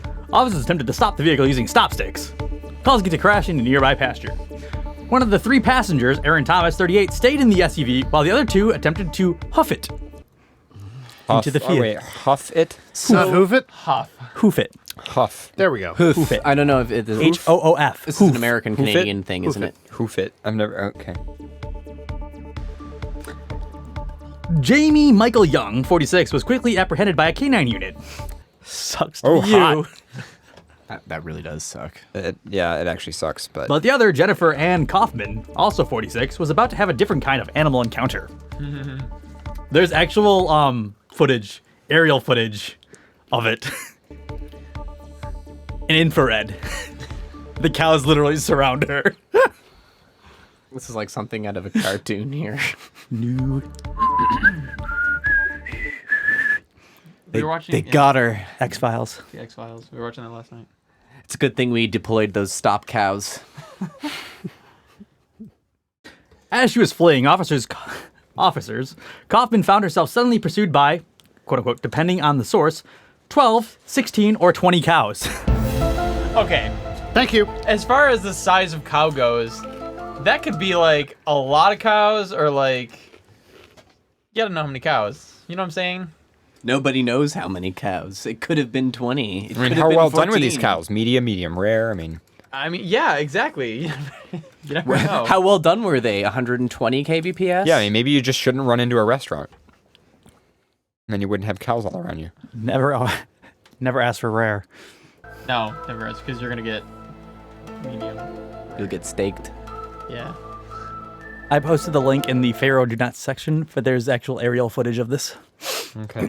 Just in case you want it. I'll work on it. I mean, they have aerial footage, which can't you then count the cows that are now in infrared to get an accurate amount of cows? I mean, That takes too much effort. they have 12, 16, and 20 cows. I love how you can make out a little. We're watching it. in there. Why is that cow like just like, fuck you, get out of our It's field? a bull. Oh. No, that says cows. I could have sworn I saw a bull. I like the I saw music. horns. Dude, there's tiny ones too. Yeah, little calves. Oh, I get it. Oh, because she's... on camera? Oh, I get it. So because she's running, they're like herding around her. Wow. This is some intense video right here. She is clearly a bad shepherd. That's not a run. That's more of a brisk skip. I think they caught her. Yeah. No, those are cows. Cows of the law. Yeah, see, there are horns on that one. Oh, no, wait, sorry. Those might be ears. Those are yours. My bad. Cows don't It's have an horns. infrared. Oh. Wow! The next thing, a video popped up, and it says, Trump unloads on Cohen. Ugh. What? Oh, phrasing. Phrasing. Trump unloads on Cohen. That reminds me. I'm still Ugh. behind on. I'm still behind on Archer. Rule 34. Yeah. Actually, a large group of cows is following her for a good visual. He said to his fellow officers below, looks like they may attack her. Keep going southeast. She's pretty far into the field now. If you see a large group of cows, they're literally following her and chasing her. Follow the cow. Wow. Follow the cow. Kaufman eventually made it to a fence where she was arrested by police officers without any injuries, according to the Washington Post. The herd owner, Richard Kodrak, told WKMG that he had never seen his bovines act so aggressively before, but that no one has ever tried to run through their field. Wow. I think they didn't realize who they were, he said. They panicked. The cows were nervous. Damn humans, get off my lawn. How could you tell the cows were nervous, though? That's the farmer talking. Oh, okay, he knows. That would make them panic. If all of those big cows come running at you, they didn't know them. They didn't know if they were there to hurt them or steal one of their babies. Dude, I wouldn't want cows running after me. If I was that lady, I would probably show Can we just like run into a field and steal a cow's baby? No, that sounds like a terrible idea. That sounds like the third worst idea I've heard in last month. Sounds like a Pharaoh idea. Well, there's cow Definitely a tipping. better idea. Yeah, but Yes. that's different. You're not stealing a cow's baby. Think about if you stole like somebody's baby. You think they'd be happy? No, like think about stealing. Human a cow's babies are baby. awful. Well, I What are agree. you, a They're- Why would you Dingo? ever They are steal a terrible. human baby? Like I would. You're literally that is like you're stealing a commitment you're there. ruining your life. Hey, don't judge dingoes. Like I don't want responsibilities. I'm not gonna steal a baby because that's a huge responsibility. You're literally stealing. People are trying to give away babies, so why would you steal a baby? Anyways, I forgot where I was going with that. You just want to steal a cow, baby. I don't want to steal a cow. That's a big animal. I think it could crush me. Was that the last of the article? Officers allegedly found 1.3 grams of cocaine, 2 spoons, 2 clear-colored needles, and a pipe burning at both ends. And a gallon of milk. A gallon of pure And some steak. amazing mute. And some steak. And some steak. Weird.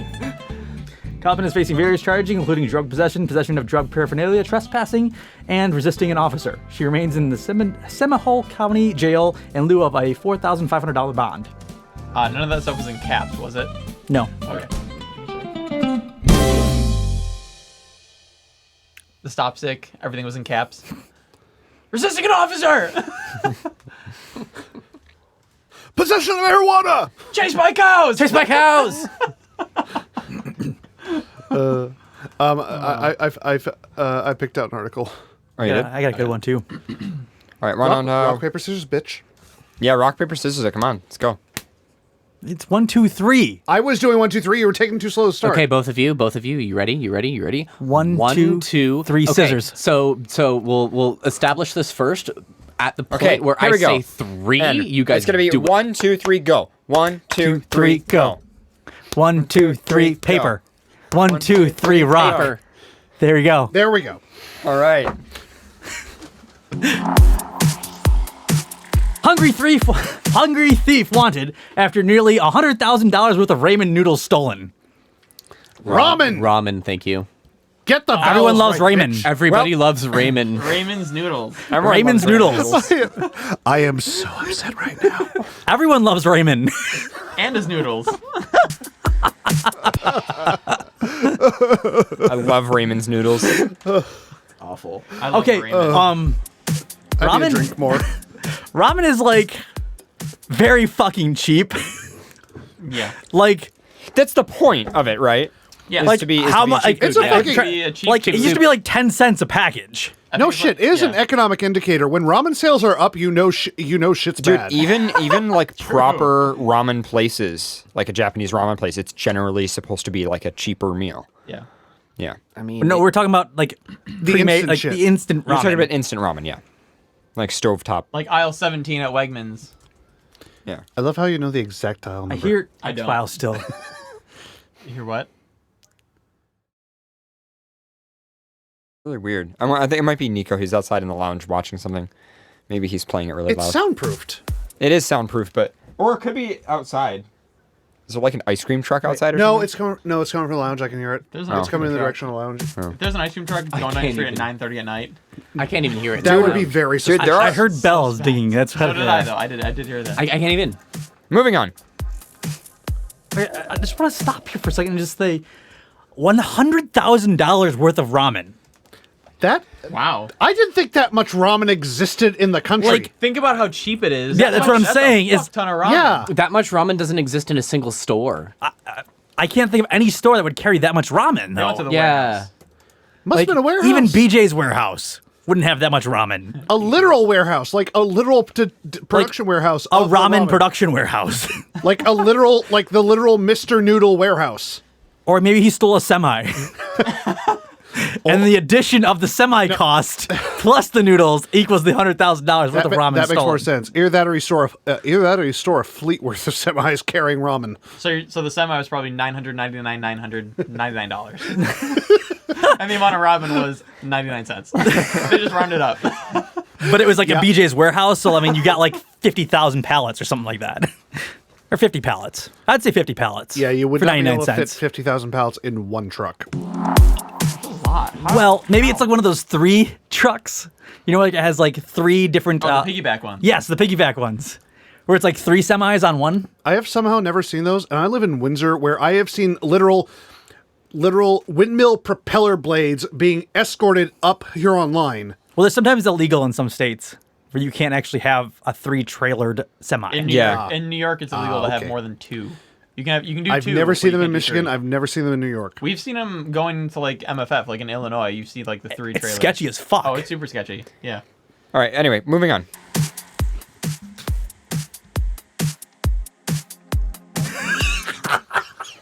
Oh, this sounds good. Sorry, the fine print was deputies are looking for into a theft of a large trailer holding a massive amount of soup. We were right. There we go. I mean, when you say a massive amount of soup. I think that the soup is already pre-made and that the trailer is filled with this liquid soup that if you open the doors, the soup's going to pour out on you. Agreed. That'd be interesting to do. Like a train car full of ramen. We could make it happen. Like then you would just like... You know how those oil tankers have like the top load? Yes, exactly. But you just like flamethrower the side to cook it up. And then you would just like open up a nozzle and just noodles would come out. The nozzle. A noodle nozzle. For instant noodles. On the go. Like if you were on a track, like you could always be ready for it though. Like if the noodle train is coming. Noodle train. Fizz says, could you imagine if the trailer fell off a bridge and into a river and started to expand? Wait. It like kills all the fish, but then people are just eating it because now it's like sushi. Got sushi flavored ramen. Well, depends on the river. Because like the fish would get stuck in all the noodles as they're expanding. I didn't think noodles expanded that much. Have you seen noodles? Like, especially ramen noodles. I'm sorry, are you putting a realistic spin on our bullshit idea? Hi, this is why I'm here. Okay. To ruin every joke. Moving on. Well, if you think about $100,000 worth of ramen falling into a river, I feel like it would be like a dam, almost like a beaver's dam of ramen. I love how the feed is just Caleb reacting to this and not you talking. Hi.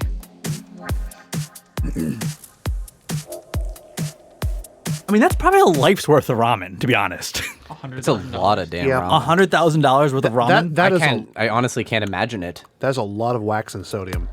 Yeah. That's a lot of salt. That's a ton of salt. That's a ton of salt. I literally just said that. I feel like that would be our whole garage. Maybe there's more of a nefarious purpose. In case you didn't say it yet, that's a lot of salt.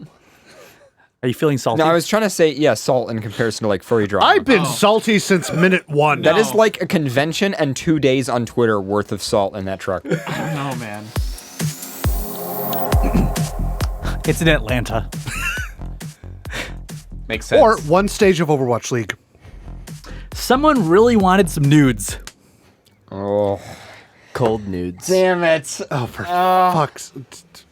My God. No, don't. No. A thief with a hankering for soup is afoot. Send nudes. Ramen thief said send nudes never. Can we just start a campaign that just says send nudes? And it's NOODS. That's already a huge thing. I'm sorry. Yeah, dude, send nudes would be a great campaign for the Flying Spaghetti Monster. Oh, wow. Yeah. Yeah. Send nudes. Send nudes. Send nudes. Send. Wow. God damn it.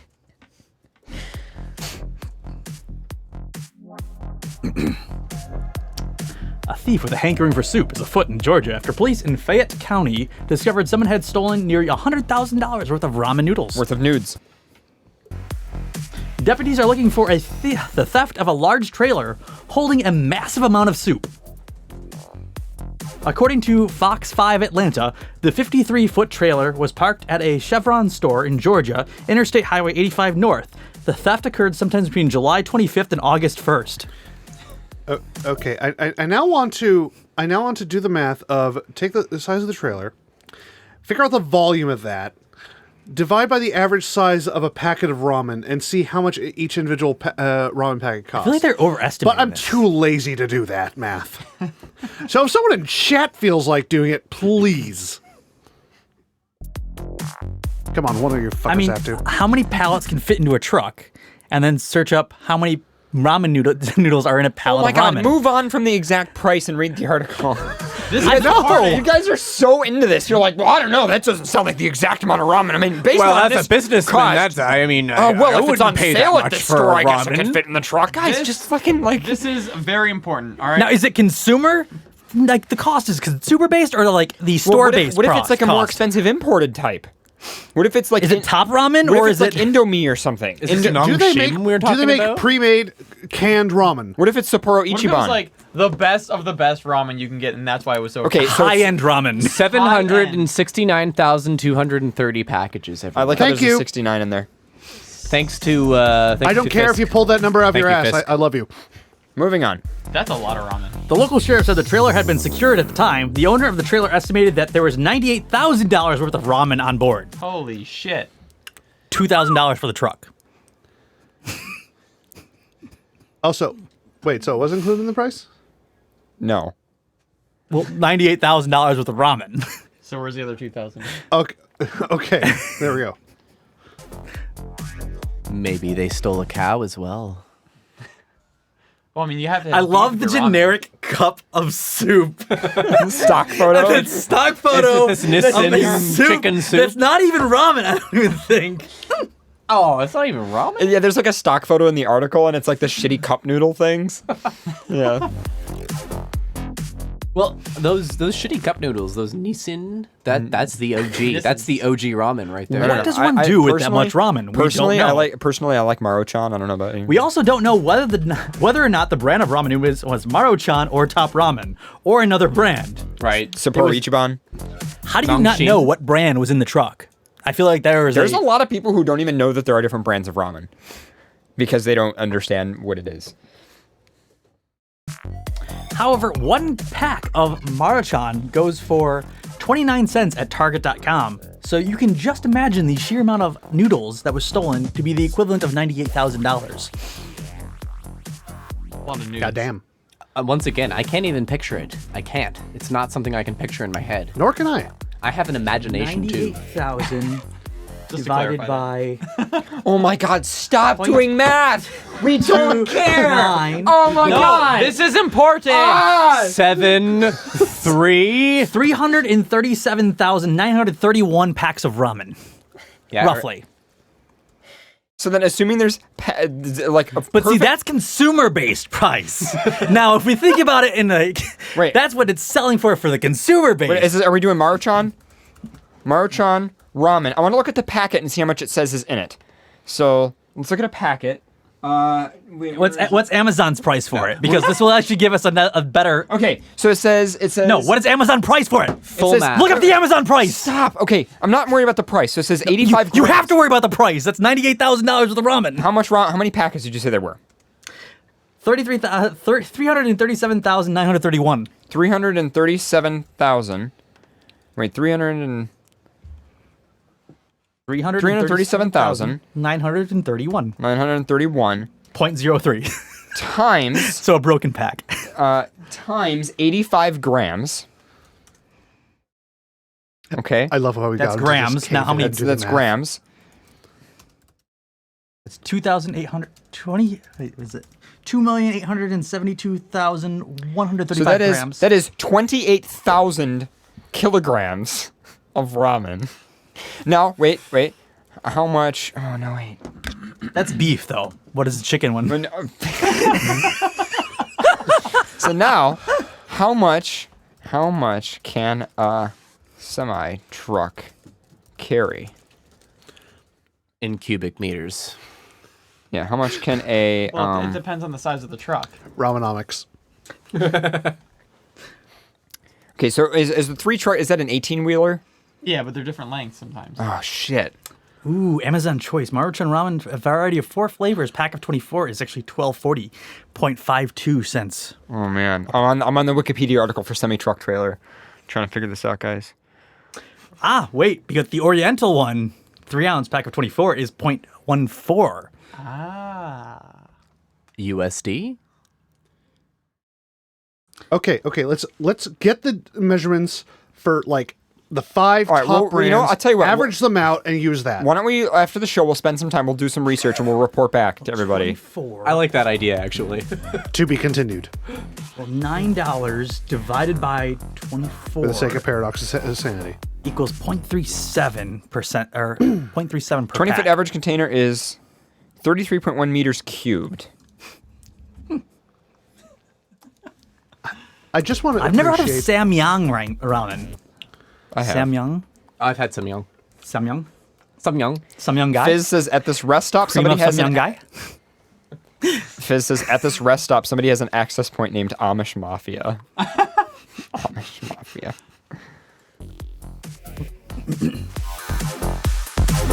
In addition to the ramen heist, the police are also investigating a string of other thefts, including 5 car break-ins and a stolen motorcycle. Oh, yeah, but who cares about those? Yeah, but the ramen though. Well, those 5 car break-ins were certainly precursory to the ramen heist. They probably didn't even take anything because there's no ramen in it. This car doesn't have any ramen in it. This car has no ramen. What the fuck? They break into the car. Nope. Break into this. Nope. Break into the truck. Yeah! Break into a fucking Lamborghini. Oh, there's no ramen in it. This car is worthless. What is the expiration date on ramen, though? Because I feel like... I don't think it does. I don't think it is. I don't think it expires for any feasible amount of time. It's dehydrated. I would say there's probably... It's dehydrated, coated in wax. It will 50-year shelf life on it or something stupid like that. Because, like, if a person ate a single packet of ramen, for lunch, dinner, and so 3 packs a day, how many days? 3 packs a day. You sound like a fucking addiction. So 3 packs a day. Well, it is. That much sodium? At 800,000 packs. No, it was gross. 300. So let's round up. So 300. Can we go on music break while you guys figure this out? 3,380. Yes, we'll do please. that. Divided by 3 would equal 37,555 days. Divided by 365 would be 10.25 years. Oh, that's not bad. Not long enough. Yeah, still a That's couple. hardly a lifetime of ramen. Yeah. This is disappointing now. Like, that's not enough to, like, that's 10 years of ramen at best. Because maybe you get hungry and you want 2 instead of 1. Yeah. So maybe 5 Or maybe years. you have a friend over? Yeah, no, Exactly. you gotta. Wow, we should steal some more semis. See, I thought $98,000 worth of ramen would last a lot longer than 10 years. Yeah. Same. Well, now I'm thinking if I have a pack a day and I buy all that ramen, that's a lot of money that you're spending on ramen. Like, you could save a lot of money, babe. Stealing.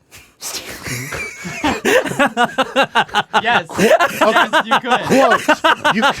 Quote, can come to save- think... Okay, yeah, that's a quote. Come to think of it, you can save a lot of money by stealing. Great observation, Wolf.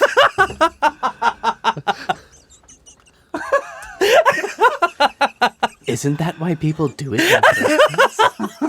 I'm really glad we did the math to figure this out. Holy shit. Note to self, you can save a lot of money by stealing. I never thought about that before. You are too much of an upstanding citizen in that case. Fucking hell. I mean, my God. Shall we move I've on? always just had money to buy things. Yeah. Wow, I could have been stealing it this entire time. Dude, you got a lot of money. How do you save it? Oh, I just steal. Oh, it's a great idea. Who needs an ID when you can just... steal? I'm on a budget. So I'm on a budget of not spending any money, so... I really gotta steal to make me ends meet, Okay, moving on. You guys are listening to FurCast on XPN. Why do you guys even listen to this show? You're listening to FurCast.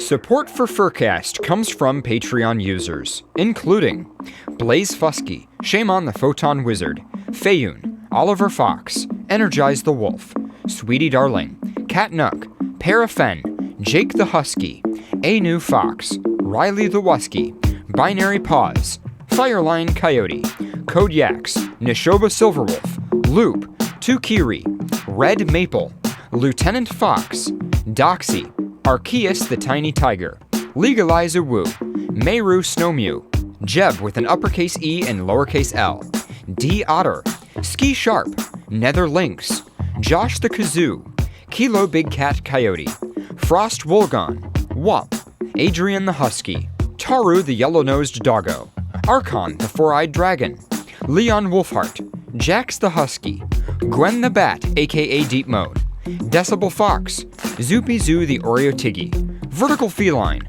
Fuzzy the Fox, Crazy Wolf, A Certain Horse, and Gaia Wellen. Additional support come from social media.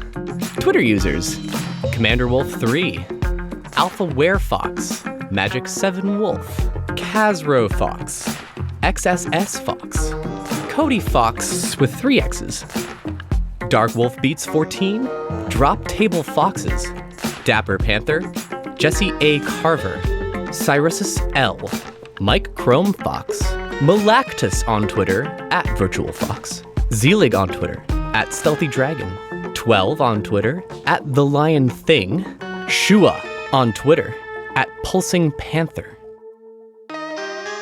Kota Winter on Twitter, @DakotaWolf12. And from YouTube channels, Hi You Martin. Additional support for FurCast comes from Devin D. Parlitz in the Furry Hockey League at furryhockeyleague.com. MacroWolf at macrowolf.com. Shisha Sheppy, who's a good boy. Record not found in table Foxes with primary key Dark Fox DK. Harry Who Ink Pen Mouse at harrywho.com. Nadia Mayer, who says tars are tarific. Invest in a tar fursona today. Patty, who says what Socks says is true. Socks, who says what Patty says is not true. Nectris the Coy Dog Rogue, furry tabletop enthusiast since 2009. Saucy Fox, who says I'm trash. Raccoons, HMU.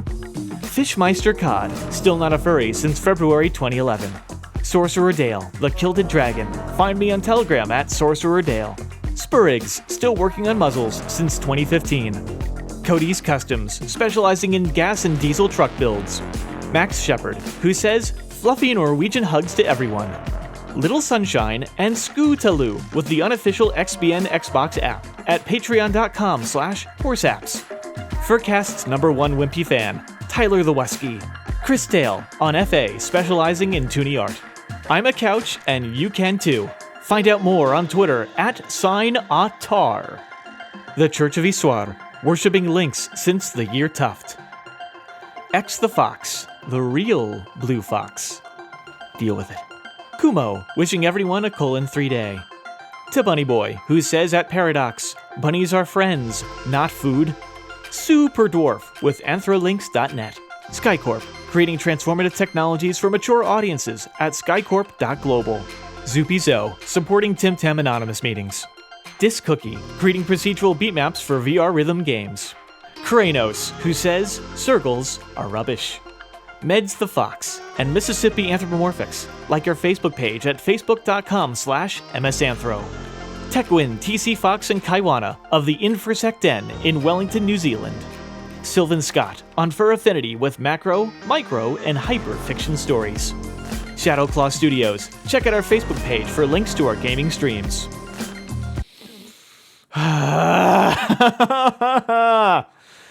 The Feline Support Alliance, mowing down the No!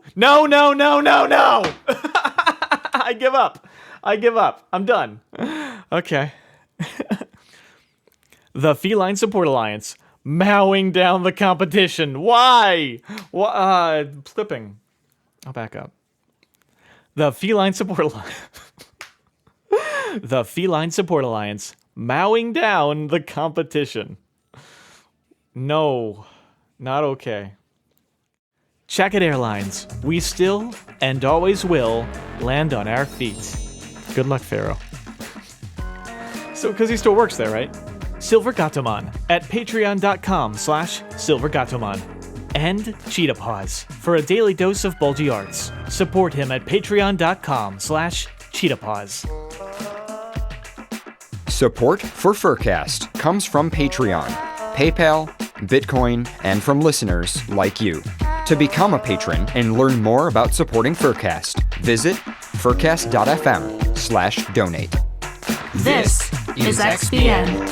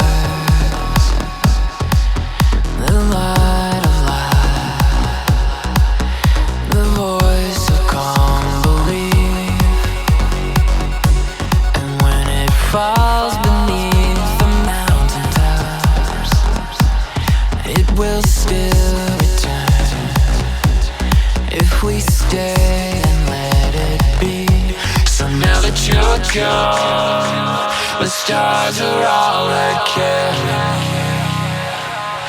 But you are not far. I can hear your voice call my name.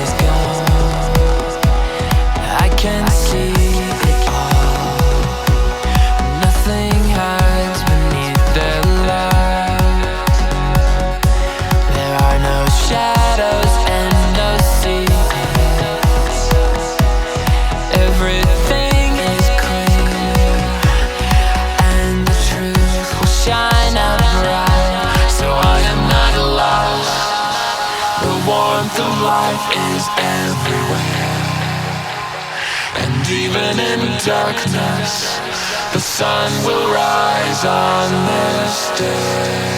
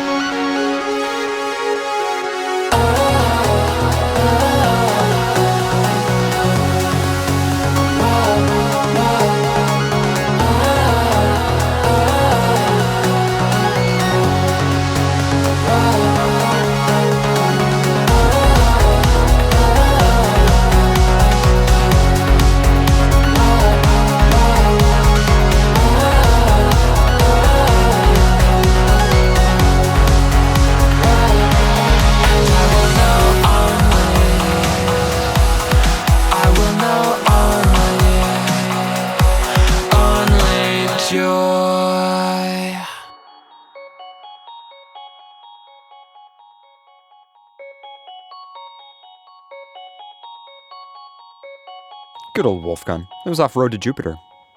Coming up next, I have a Jeremy Blake track. This is called Frame of Mind, and it's off his album Psychic Reality. By the way, you should totally go to Jeremy Blake's Bandcamp page and download all of his shit, and subscribe to his YouTube channel while you're at it.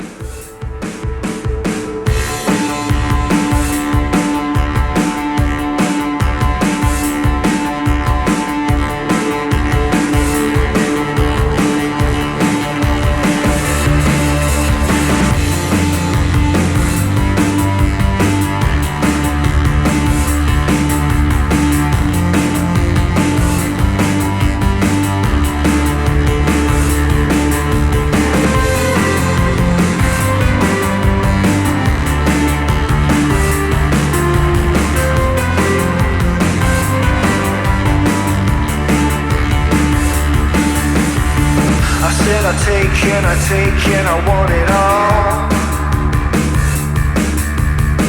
I paint the town with a head that's dripping red. I wanna take what I think, what I feel, it's alright. I wanna take what I see and I want it now. Well, you grew up getting all you want.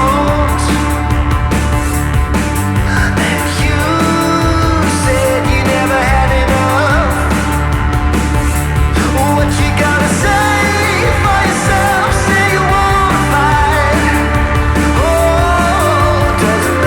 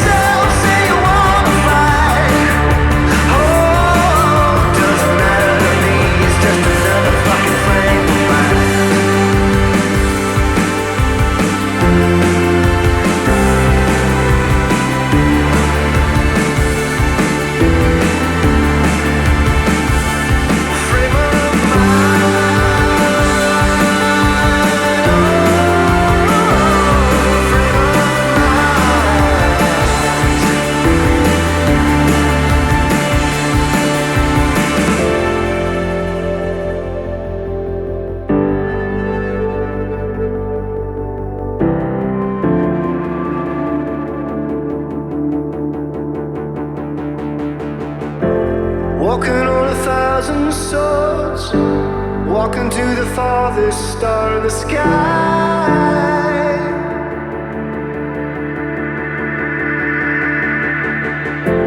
We can leave this crazy world, yeah, we can leave this crazy world behind.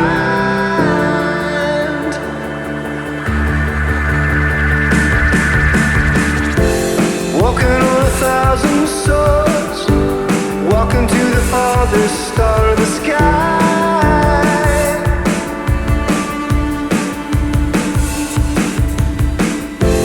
We can leave this crazy world, yeah, we can leave this crazy world behind.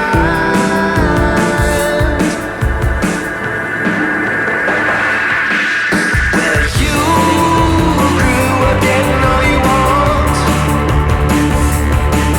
and you said you never had enough.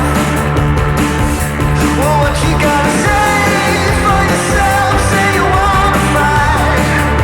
Oh, doesn't matter to me. It's just another fucking flame of mine. Doesn't matter to me. It's just another fucking flame of mine.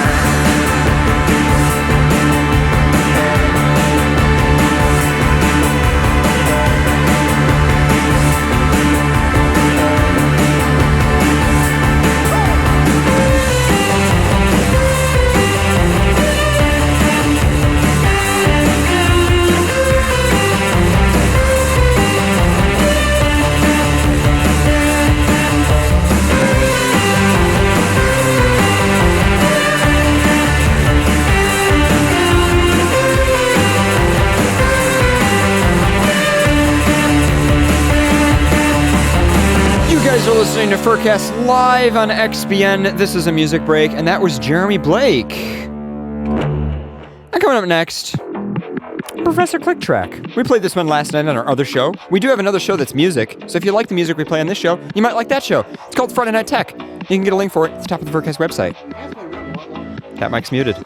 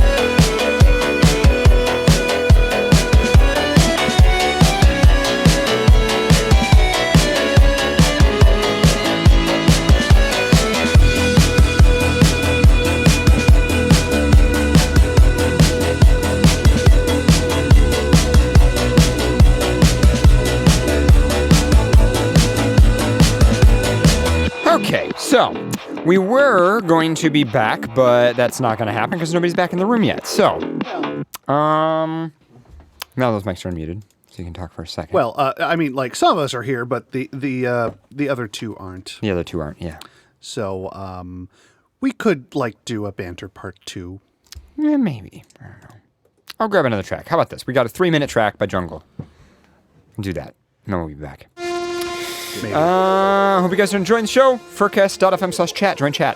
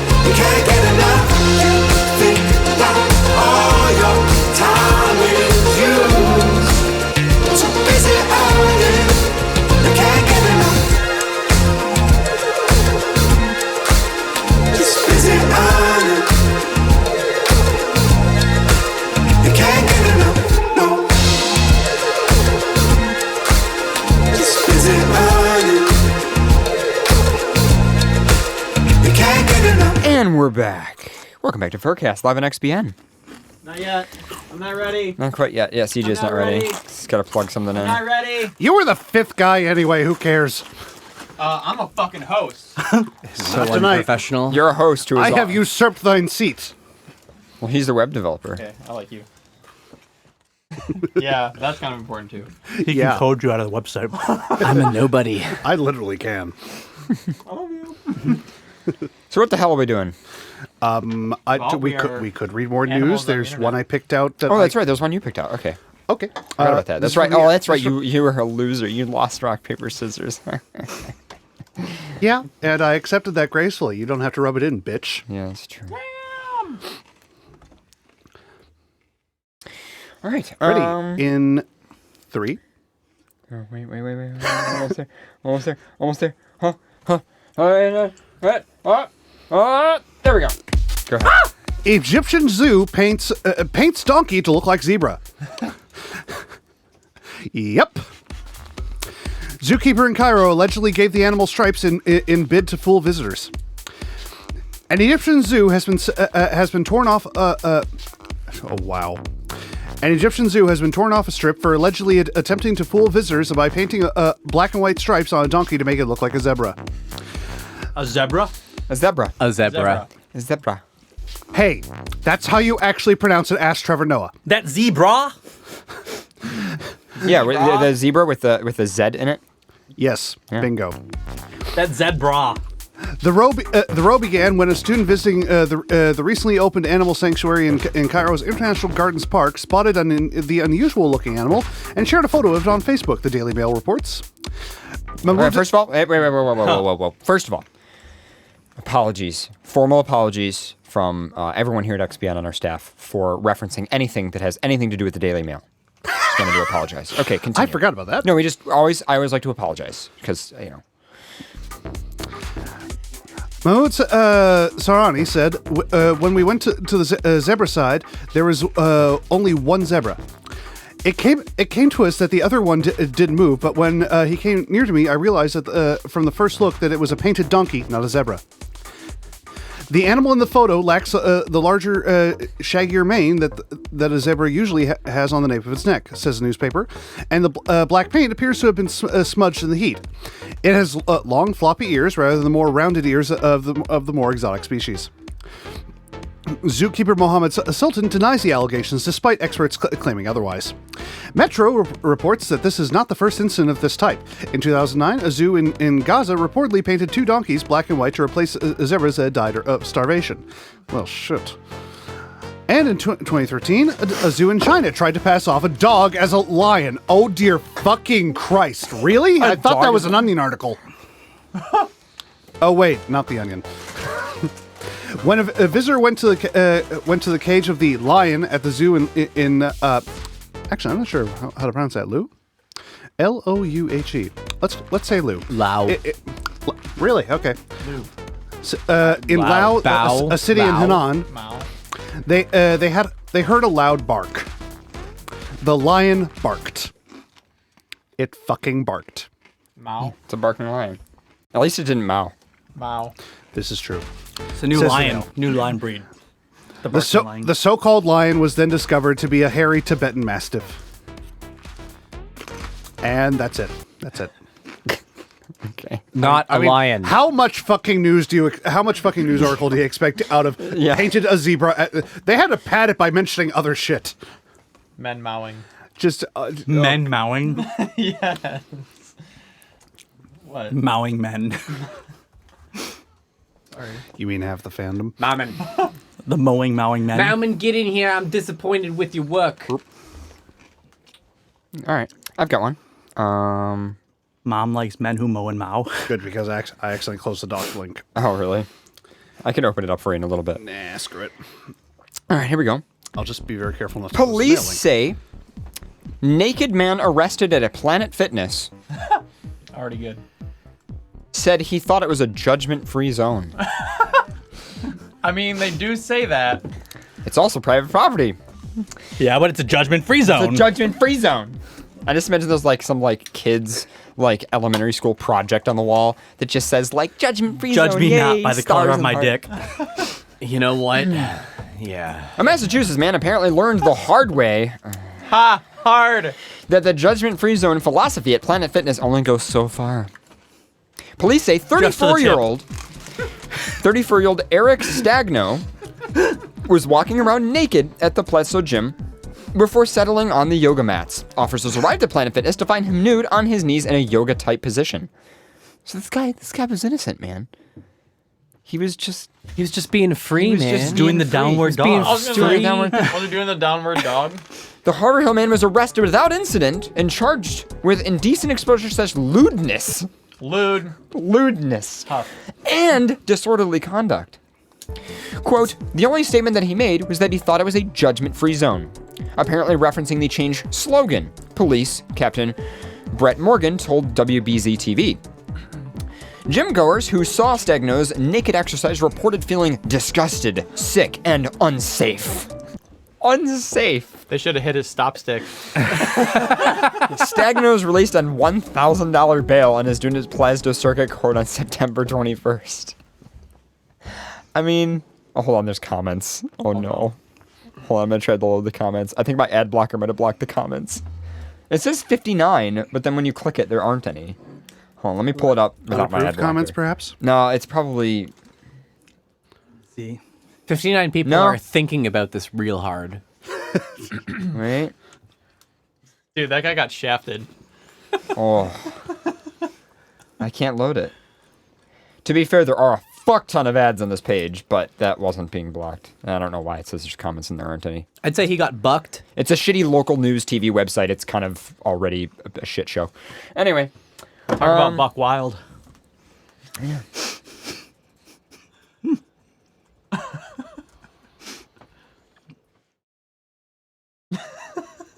I just didn't want to use the exercise machines after him.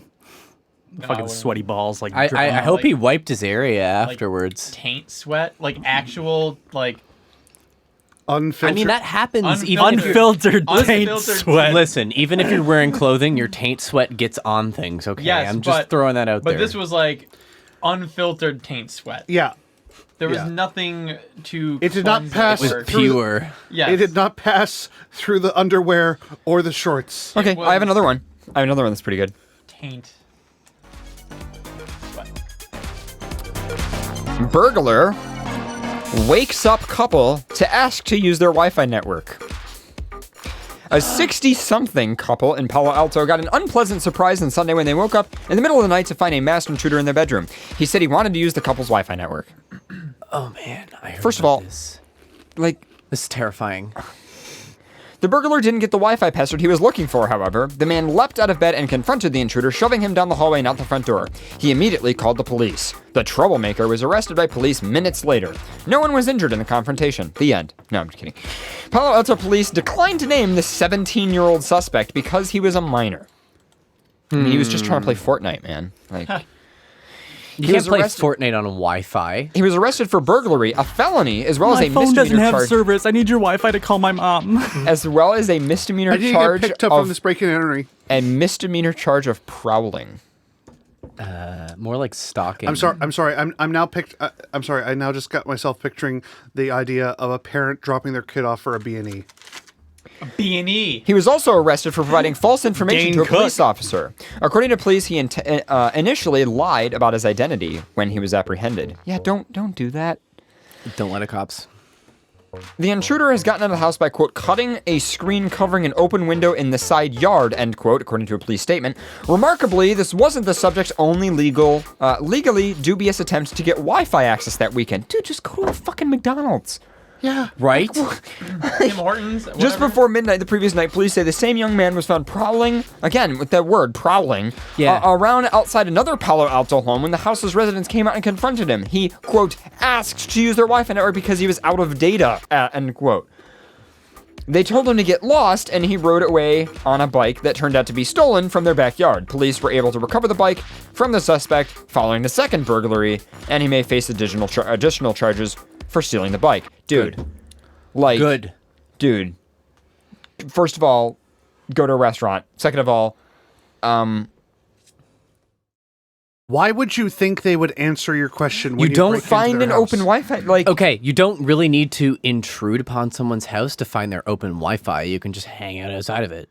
Yeah. Or even better. Well, no, but that's prowling. Okay, ready for some rock solid paradox advice here. Ready? Okay. Oh god. Most people don't change the Wi-Fi past the default password on the bottom of their fucking router. So here's what you do: you break into their house, you find either in the basement or at a computer desk the router, and you just take a picture of the sticker on the bottom of the router. Oh my god, there you go. Or a lot of ISPs routers still use WEP by default, which you can crack with like a button.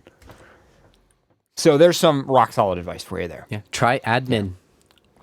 Always try admin. It usually is randomized, but it's just, you know. Oh god, I'm flashing back to the Suhos and stuff. Try admin. Try guest. There's also WPS. A lot of WPS routers are really vulnerable. I don't know. Don't see why you need to break in and ask. That's just B&E. B&E. break and enter.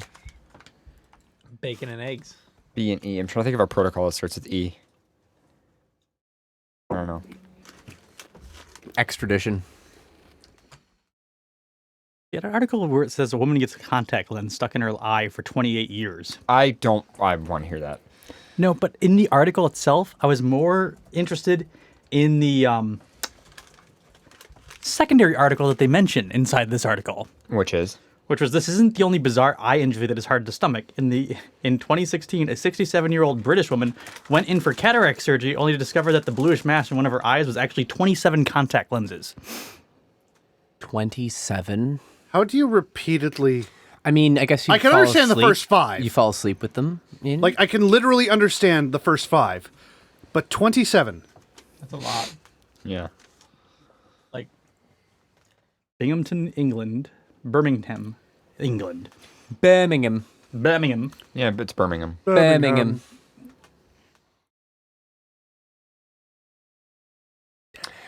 Okay. Moving on. Yeah, I don't know. Anyways. How about I do anyway? Oh. So how y'all doing? Oh. Doing pretty good. Well, you didn't get that. That was a Bill Wirtz reference. No, I got it. I don't understand. How about I do? I understand nothing about pop culture. That was Yeah, it was it don't... You can read some emails. It was don't invade or don't something invade like it. that. Yeah, don't invade. It's like, how about I do? Yeah. Is it? I forget the schedule. Is it email time? It can be. Maybe it's We female still have to time. sing the email theme. Schedule, smedule. You sing I Pretend to Hum. I can't sing. People are people, so You still why need to- should it be? We still need to sing the email theme. No, we really Yes, don't. we have No, to. we have to. We promised. You promised. You made a promise. You made a promise to an individual, and they called us out on that promise. They did. You made a promise. Yes, you did. You have to You follow through. you actually were the one that made the promise. Yeah, Like you were the one. Okay. You did it. All right. Wasn't any of us. for being lonely. Tell me why. I can't be there where you are. Oh, God. Backstreet Boys. No, I'm just looking at something. Porn? Oh my God, look at it. It's this big. Oh, wow. Oopsie. That's huge. Yeah, it's pretty big. Wow. Is it that stop stick? Impressive.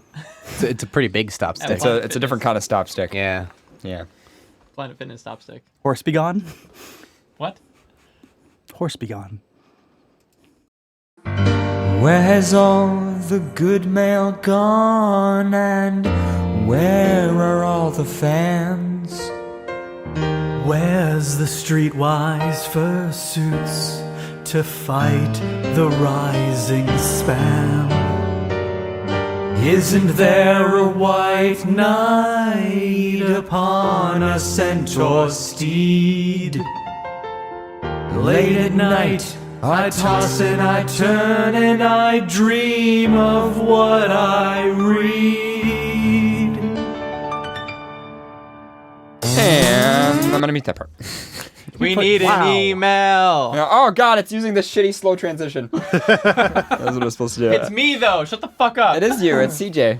We still have to sing that. It's you? Yeah, it's me. I know. Fuck yeah, it's me. So we should sing that. We can sing it in the post show. Okay, so no. How about not? How about you sing it, CJ? You've never sung it. Actually, it's you guys is singing, so technically you both. Have You're to the sing. backup singer of moans. I'll be the. I'll do that. Terrible. You guys are like your ears are gonna bleed, but whatever. Male dog moans in woods. Missed opportunity. Are we going to pick out an email? We can. I didn't have one picked out. You guys kind of jumped into the segment, but I'll pick one up in just a moment. Cut the song off short. I did. We always were you gonna sing the last? No. No, we no sing FurCast song.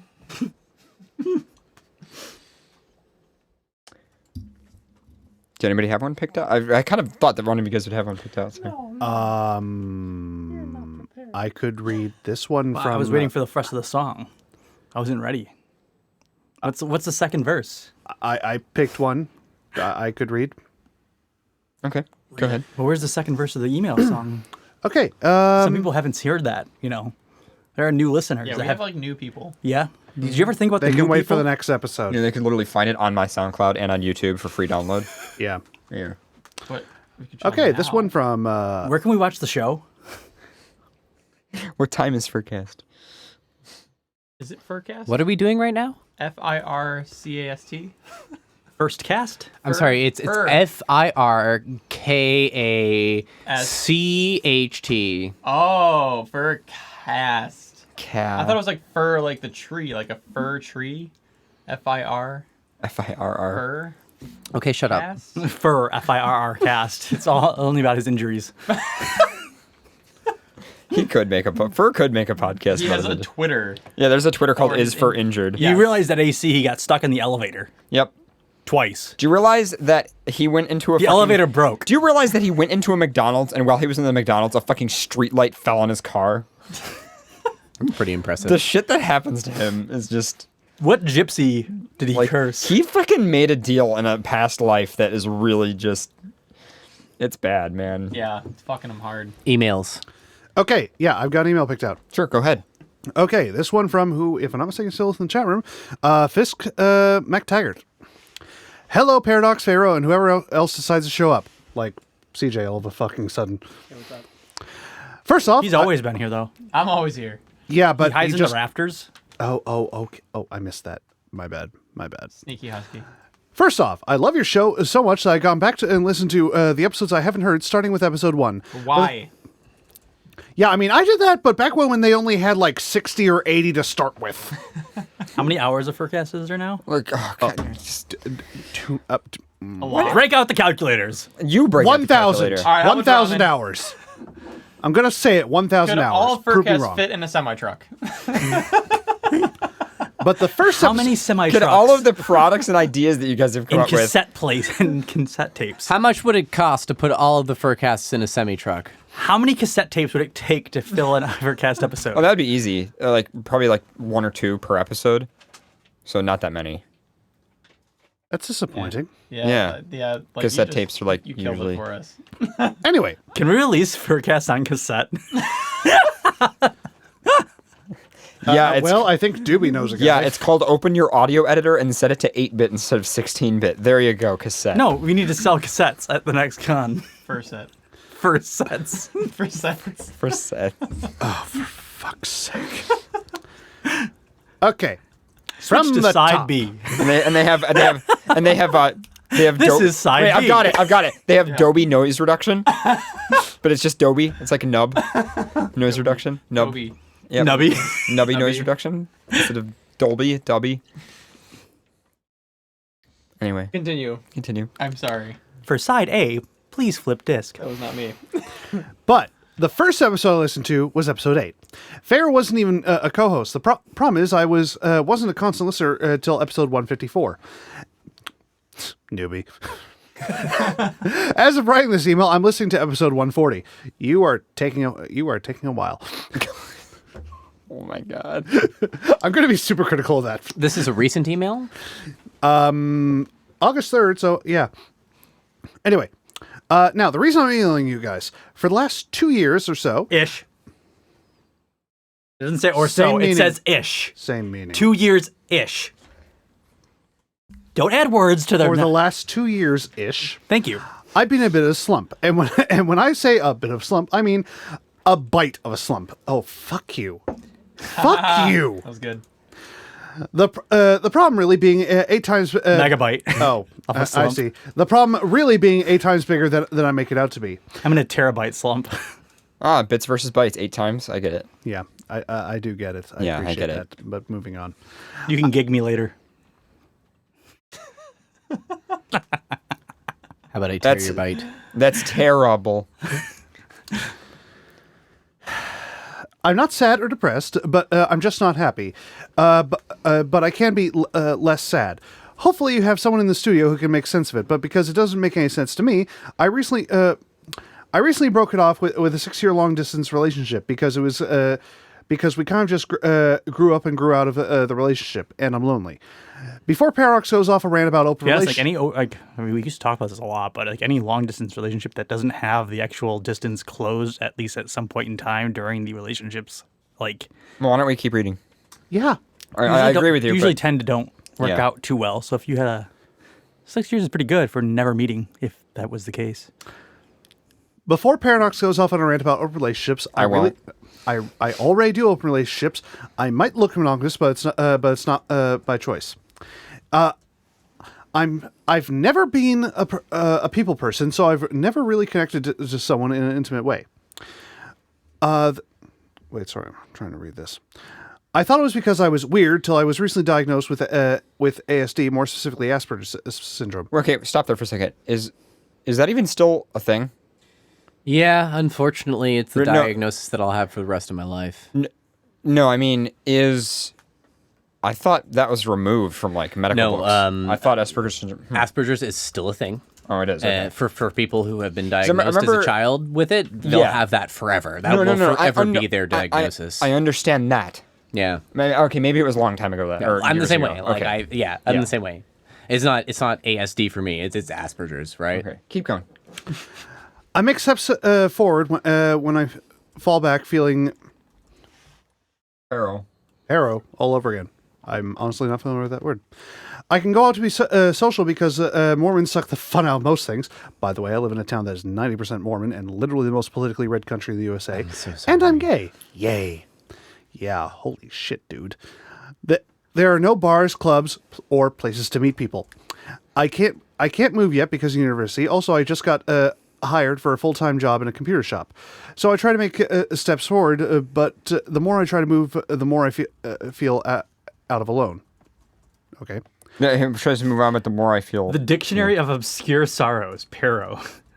P-A-R-O. Oh, a feeling that no matter what you do is always somehow wrong. That any attempt to make your way comfortable through the world will only end up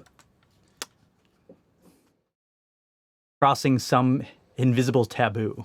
That makes sense. Yeah. As if there are some obvious ways forward that everyone else can see, but each of them the next are word leaning I can't back on pronounce their either. chair and calling out helpful. Monocopsis sets in quite quickly. Please look that up for me. At Alzheimer's and Alzheimer's Borsby. I can't. Dude, I'm so sorry. Like, props on the thesaurus usage, but please. Yeah.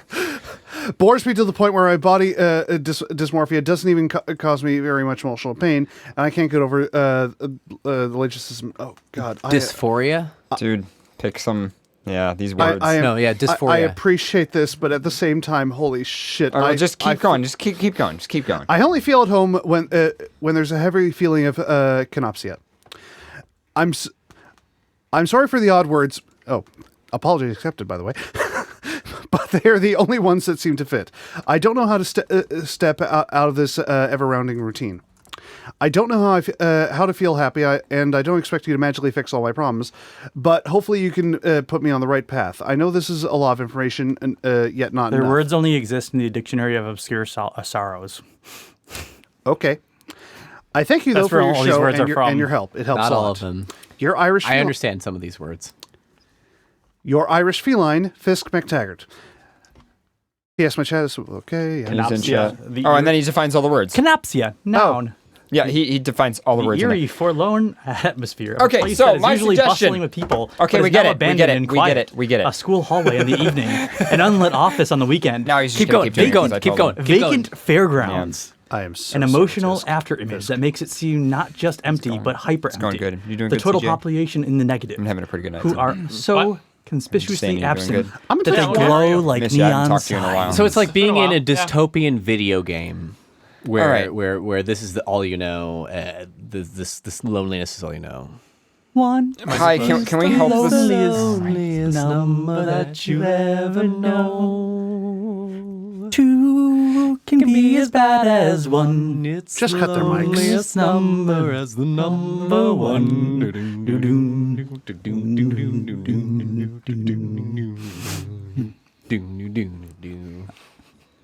you know what the other lyrics to that song is? That's Absolutely not. It's basically like what anybody would know. That was old lyrics. The song's over. Okay, moving on. No, I'm... Nope. No. Google can tell us more. I'm letting these guys take over. You guys... Okay, 1 second. One is the loneliest number, yes, one is the loneliest number. I know that much at least. No, it's the saddest experience you'll ever know. This is the Metallica song we're listening to right now? No, which one is This it? is Metallica's One? We have U2 or Metallica. I'm pretty sure it's probably Metallica. No, this is the Metallica song. Yeah, Oh, yeah, This is one. This is one by Metallica. Yeah. It says, it's just no good anymore since you went away. That's in an E7. Now I spend my time just making rhymes of yesterday.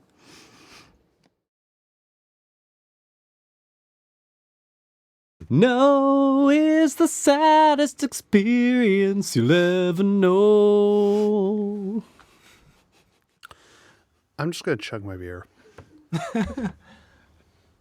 This is One Chords by Three Dog Night. It's this is a Three Dog Night song, and most of the lyrics are one is the loneliest number, one is the loneliest number, one is the loneliest number that you'll ever do, and then one is the loneliest, one is the loneliest, one is the loneliest number that you'll ever do. Dubes, we are trying to answer an email. Could you not encourage them? I'm sorry. 5 is worse than 2.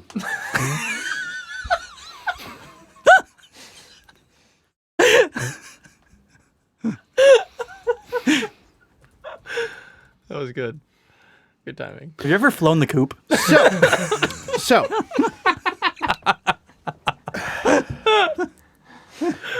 for the sake of our listeners... Are you the cage that rocks?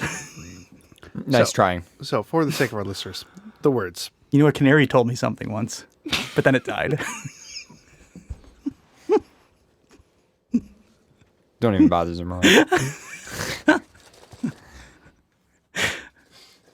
feel bad for canaries. They were caged and just used to find toxic gases. So it's like literally just threw a bird into like a toxic fume. Is the bird dead? Oh, you need to leave.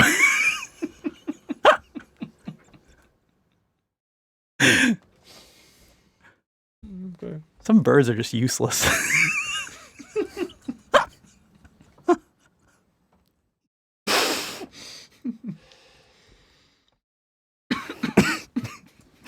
Paul, you want a cracker?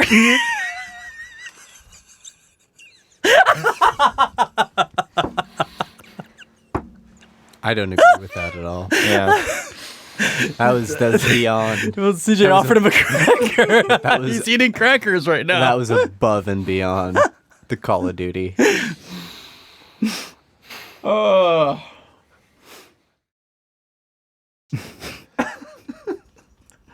You guys had an email? Well, since we're not by the sea, are they really seagulls? They're more like bagels.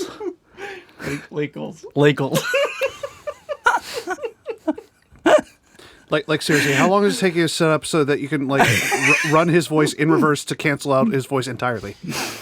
I just do that. Sound most. canceling. Pharaohs. Yeah, like Pharaoh cancellation. You find out what his tone is, and then you do the reverse thing to it. Yeah. There's a word for it. So, for those playing the home game, the words used. No. Stop. Yeah, I'm into the words used actually. Mega. Okay, fuck it. Let's just go on. Can we just move? Can we just fucking? Okay. Wait. What was the So, question? advice for this person. My suggestion to you would be to just save up some money, go to a con. Just straight up. Doesn't matter where you live. Doesn't matter where you're from. Doesn't matter. Fuck all that. When you're an adult, you got a job, you're making money, you got university. I understand university's busy. Sometimes you don't have the time. Search around in your local major city. If there's any major city near you, there's got to be meets. There's got to be a Telegram group. There's got to be an FA group. There's got to be a Facebook group. Download Howler on your mobile device. Take a look at that. Take a look at all the people who are around, at least as long as Howler still exists. There's all kinds of drama around it. Just do everything you can to just find people, because the more people you get, the don't more live in connections happiness build up. constantly. Yeah. Like, no one's happy all the time. You're dealing with life. You have starting. It sucks. Peaks of happiness sparingly throughout your life. It's not even that. I think it's just that, like, the life that you want to have established just hasn't happened yet. And I can tell you it will. You just gotta, like, give it time, wait for it, and then, you know, slowly do everything you can to just increase connections, especially if you start Well, if going you were to happy all cons. the time, then you wouldn't really be happy, because you would never know the difference of happiness. I mean, I agree with that. But I think the bigger issue here, though, is that the lifestyle in general is not the lifestyle that they want to live. which I can understand because that can really bring you down, like intensely down.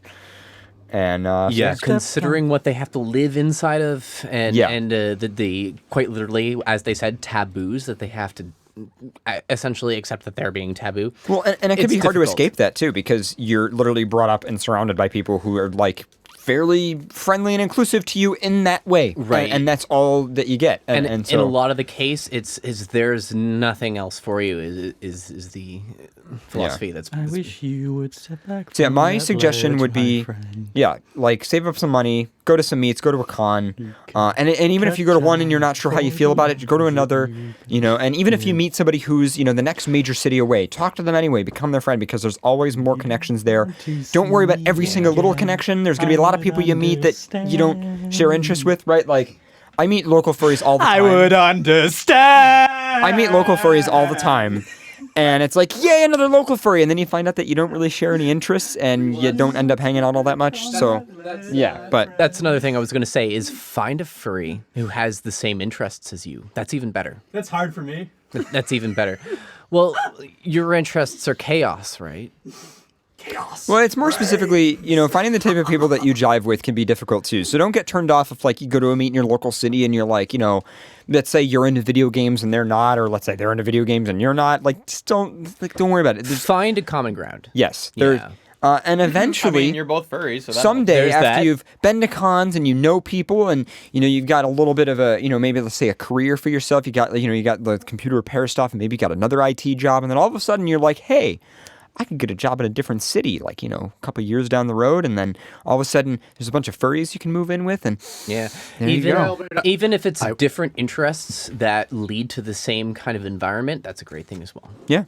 You just got to keep building and building and building and building. That's how it goes. Yeah, like shit really improved once I moved out of Windsor to Toronto. I mean, like there were furs I hung out with back in Windsor, but that didn't last long. And as soon as I got a job out in Toronto, I moved out there and started inserting myself into the groups there. And which there's a huge group in Toronto. Yeah. I love watching parrots drink. Toronto is my favorite city that I've ever been to in my life so far. Of course, I haven't been to some places that I want to go to yet, but... In Toronto? No, just in the world in general. Yeah. But yeah. But yeah, like, because I think... I have a shit memory. I'm pretty sure I had similar feelings during all of... I'm pretty sure I had similar feelings to an extent during all of college. 1, 2! Yeah. Isn't it just like after college when you met people like me? Yeah, like I finished college. I had like a year of doing contract work in the city, and then I landed the job that moved me to Toronto, and then I met you fuckers. Yeah. It's about finding common ground. Now, granted, I moved to a big fucking city that is like a veritable hub of furry in that region. So, Mecca light. And that's not, you might not find yourself in the same situation, but change theory might end up working, especially if you end up finding a group of furs that works. The big thing for me that changed my life was going to cons. I mean, there was there was the situation. I changed your life forever. There was the situation where when I first found furries locally, in particular, my friend Strada Menok, who like totally changed my life. But the thing that really brought me into furry and like made me start getting connections, made me start being able to like enjoy what the fandom is, was going to cons. So go to cons. It's not that expensive. A couple $100. It varies. If you ride with people and room with people, you're good. Hey, does Red Bull give you wings?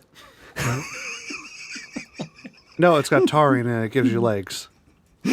So I've got an email. Questions for the show. Ayo, I am new to the show and have managed to listen to the first season on a flip phone. Oh my god. Nokias, they never die. Oh. True. Why a flip phone? I don't know for some reason. I'm an Arizona sophomore high school student. Oh, and the school's mascot. You're neat. That's pretty awesome. In Arizona, we have a relatively large con for the Southwest, and would really like to go this year. My birthday falls around the date of the con, so I have a reason. My only problem is being, how do I convince my parents to let me go to the FurCon? I am an open pansexual furry, which has its own problems. I mean, I guess. I've had people who pull and mess with my tail when I'm not noticing, only for them to break the chain. Okay, well then don't wear your tail. What should I do to respectfully get these people to stop? Yeah, don't wear your tail. I'm a bit shy and would love to meet like-minded people. However, Pounce is a bit outdated. So download Howler.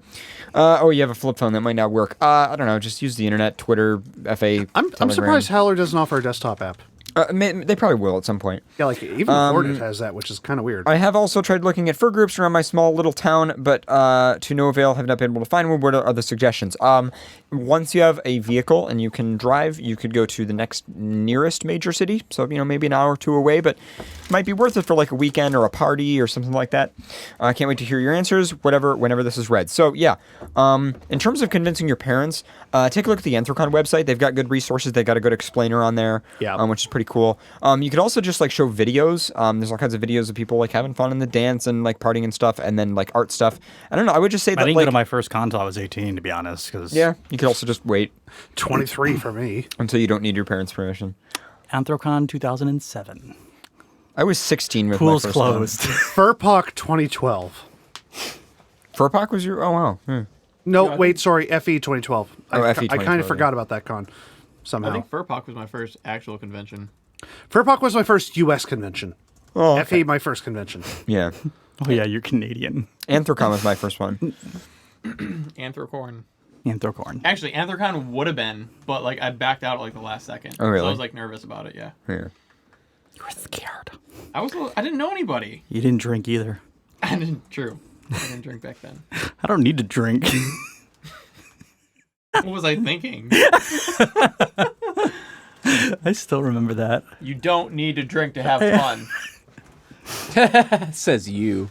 I literally don't even drink He that much. did. No. Like, I'm For not like- even kidding. Up until like probably 2 months before I was 21, sorry. I didn't drink at all. Like people would be like, yo, have like a beer. And I'd be like, no, dude. No. Oh, same. No, I don't want to. It was more fun to drink when you're younger, under 21, and then when I turned 21, I didn't drink at all. Yeah. Yeah. When I was younger, it's like the mantra for me was I embarrass myself enough when I'm fucking sober. I do not want to be drunk. So for years, it wasn't until like halfway through college, it was like, Doug, come on, have a drink with us. I'm fine. It's like come on, have a drink. No, it's like we'll buy it for you. No. After they got me onto it, within a few weeks, it's like, hey Justin, when are you working at the Whiskey Next? And now I'm a fucking craft snob lush. Well, I think honestly, I'm not even gonna lie. One of the reasons I didn't drink like before I was 21, and not that it would change after if I was 21, but like I was kind of change after you're 21. No, but I was kind of nervous. I was kind of nervous as like after you turn 21 though. After you turn 21, like drinking becomes less fun. I was kind of nervous as for reference to those who don't know, the drinking age in the U.S. is 21. Yeah, I was kind of nervous as to like what kind of drunk I would be, and I think that's part of the reason why I didn't want to find out. Because like some people are like An angry drunk. drunks. I And hate I'm like- angry drunks. I'm like, I'm I don't- hilariously not. Yeah, some people are just angry regardless of whether it's booze or, Yeah, they or just, whatever. Like if they, don't- smoke I a little or whatever, it doesn't matter. They're always going to be angry. I didn't want to be like an angry drunk. I'm like, oh, I don't want to find out. And then like I don't know, started drinking. Yeah, And then despite me being a generally pissy person, I am actually I have two options when I'm drunk: sleepy or hug happy. You definitely are hug happy. Yeah. You are a very touchy drunk. That's fine. That's okay. I remember this from all the cons that I've gone to. Like when you get plastered, you're just like, I love everyone. It is the ultimate joke of my life. You are angry without alcohol and then loving with alcohol. Yep. It's a good badge name, loving with alcohol. Yeah. But yeah, so yeah. You are just like tenfold worse when you're I was drunk. like me I can somehow actually picture that. times 5. I'm terrified. But I don't know. I can control it though. It depends. No. Okay. There was a couple times. You don't come across as a self-control of Titties. anything type. No. He's a self-control of the. Oh no! Even then he drives sideways. Sisterhood of the Traveling Pants, titties.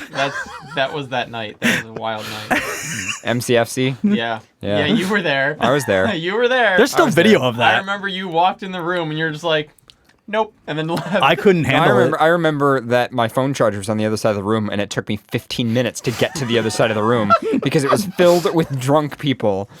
And a girl that was topless. And a girl that was, And I was sitting on the floor like mine scarred. And me and somebody else just sucking on her titties. But yeah, so if you want to go to a con, you want to convince your parents. If you want to convince your parents to let you go to a con, first of all, step 1, don't show hang them out with FurCast. us. Yeah, don't follow our example. Step 2, Do not show them us. Go to the Anthrocon website. Step 3, find some cool YouTube videos that might show stuff off. Like there's plenty of FurryCon YouTube videos. Wait, excuse me. We went to a con that was a drinking con with a furry problem. So my next suggestion would be if you do have any friends that are going to the con, maybe like anybody in high school. That's the other thing. If you've got like a best friend in high school or something, or anybody, even if they're not a furry, and you just say, them. hey, yeah, not necessarily convert them, but just say like, hey, Mom, Dad, my friend and I were kind of bored this weekend. We want to go to like this art convention or something with that friend, right? And then they know that you're going with the person that they trust, that they know, stuff like that. It's easier to tell my parents that I was going to an EDM concert and was going to do a lot of drugs than telling them that I was going to a furry con. I mean, if you find See, somebody... when I first started hanging out with furries, my parents were like, wait a minute. You have friends? And I was like, yeah. And they were like, wow. Awesome. If you find wow, somebody you though, have like, friends. That's amazing. Yeah, that was my parents' reaction. If you find someone that's like interested though in like anime kind of stuff, like it doesn't have to be furry, and like you can just like bring it up to them. Yeah, like half the time they're interested. Yeah, So- like there's this one guy I know who's not in furry. I've mentioned like, hey, do you want to just like check out the whole Howl thing? It's like, oh no, it's not my scene. But it's like, dude, you don't have to be in furry to enjoy, like, especially shit like Howl, where it's like you just have, or like me who wears a fursuit to work. People in fursuit dance on the dance floor. That's the most furry it gets, because it would be like if I dragged you as my +1 to the after party of WordCamp. It's like you don't have to be in web at all, let alone WordPress, and you can still have a fun time mingling with people. Yeah, it's like there's a lot of events and cons that are basically just furries who know each other, hanging out, having a party, not necessarily doing anything that is furry. Yeah, that's definitely a thing. All right, I think that's pretty good. Yeah, I just wait till you're 18. It's like, I mean, there are not too many furs that I've known that have gone to cons before they were 18. I know a lot of furries who have. I mean, I know a decent amount now, but I mean, saying... Oh yeah, totally. But I'm sorry, I'm just flashing back to when Hark came over to Canada for FE one year, and when he explained this, when he just flat out told the customs officer he's going to a furry con, one of the customs officers said, "Jesus Christ, I never went to furry cons when I was that young." Whose mom did we hang out with That's awesome. at FCN? FCN. Oh, I know who you're talking. Oh, I know. Who's now like well over 18, but like at the time they were under 18. And their mom was there. And we hung out with their mom and them. This sounds familiar to me. I don't remember that. I do remember MFF Leon's parents. Well, Dad I remember. was there. I remember meeting them. Yeah, but I don't remember. I met a lot of people's parents. Yeah. Scroy's mom. Yeah. Kage's mom. It's always fun when I meet Rath's parents. I love Kage's mom. But for safety purposes, I won't go into detail why. Oh. I still love Kage's mom. I see Rath's. I've heard stories. I've heard stories She of is her. fucking amazing. Yeah, I heard. I'm drinking with Kage's mom. Yeah, Kage's mom is the sounds type like where a blast. Kage's mom is the type where you can't even get ready to even think before you've even thought of it. It's like, let's go get wasted. Wow. I was just thinking like how many parents I've met. Sozin's mom. Yep. Oh. Sozin's sister. Oh my God, yeah. You're the only one that's Jake physically here? met my mother. Yeah, I remember meeting your mother. Is it Jake here? Oh, you mean Sozin? Yes. I don't know who else's parents. Didn't you sleep in Sozin's parents' bed? Yeah, I did. On his. Oh, you know father's side of whose bed. parents I haven't met is Nico. He lives literally like 2 minutes away from this house, and I haven't met his parents. Still, we've been friends for years. It's like an ongoing joke. Like every time it's like, oh, come over. It's like, oh no, I don't know. Same thing with Pharaoh. I knew Pharaoh for like, I almost lived with Pharaoh without even ever once setting foot in his house. Mm-hmm. Until finally, at like the last minute, I what was it? I ghosted your birthday party. Well, CJ and Meek were at my house one time. My dad was like, "What are these faggots doing here?" Yeah, no. Whoa. No, Wait a minute. Hold on, hold on. Hey, Whoa. We were in your basement playing Cards Against Humanity, drunk and laughing our ass off. And then we left, and his dad was like, "Why are your friends a bunch of faggots?" For playing Cards Against Humanity, which is like the least gay thing you could possibly play. Never mind. Yeah, Pharaoh, why are your friends a bunch of So what else were you doing at the time? No, we were just like laughing and you were just... naked at the time? My dad Yeah, loves you were naked and smooching and Absolutely like, not. like Meek snuggling. is gross. I'd never do that with Meek. My dad has always loved Wow. the word faggot. Faggot. And he's used it for so many things. Like being too loud, you're being a faggot. That's not what that means. He replaced it for everything. So basically, that one South Park episode. Yes. Yep, absolutely. Also, there was a Kids in the Hall sketch about that. It was pretty fucking hilarious, I just gotta say. I'm offended. If you're laughing too loud, he was like, "God, you're laughing like faggots." That's not I don't what that understand. means. It doesn't matter what it means. He I just imagine that like he comes across two gay people kissing and he goes, "Aw, they're gay." Does that They mean went to that people are being too loud that you want to throw them on the people fire? that founded Paul were gay, and they hung out with, drank with them. Yeah, no, I loved them. I fully accept that you're. I know My dad that. just loved the word faggot for some reason. Like that was his go-to insult I met for your dad. everyone. I met your dad. He's pretty cool. He's a bear of a man too. Your mom, though. I've got some words for him. Your mom's a legend. I've got whole paragraphs for him. I've never met CJ's parents. I've met you CJ's my dad. mom. Oh wait, I met your. I've met your real dad. You met my dad and my stepmom. Your stepmom, yeah. You never met my mom and my stepdad. I met your stepdad That's an odd combination. and your dad I mean, like, they got and your mom. So I Well, like yeah, but only one. I like your real dad. my real dad. Wow. My real dad's like, yeah, he's chill. He's like, You're in Hamburg? You're eating a Hamburg. oh yeah. When we were at Crimes' house, my dad called me wasted. He's like, oh, what's a reunion? I'm like, cool, Hey, Dad. Dad. So like, he's like, are you? And I said, I was like, I'm going to Hamburg tonight. And You're he's eating like, a hamburger. You're in Hamburger? I'm like, no, Dad, I'm in Hamburg. He's like, What's "Oh, on the hamburger? Is ketchup and mustard there? I'm like, Dad, you're an idiot. My God. Yeah, my dad is, when he gets drunk, it's pretty funny.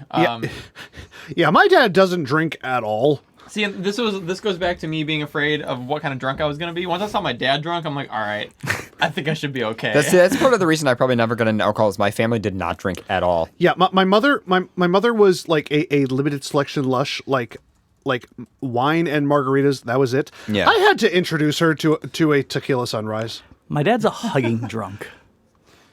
Yeah, my But dad also like an aggressive hugging drunk. Oh. Like I don't like that. bear hug and like overly aggressive. Like doesn't know his own strength. Drunk hug. Yeah, my dad doesn't drink. And also not very stable in the fact that he's ran down hills and fallen and tumbled like a boulder and like Indiana Jones. Tag. Yeah. Exactly like Tag with a horse head down a hill in Pennsylvania. Yeah, After a rest stop, peeing in a horse head.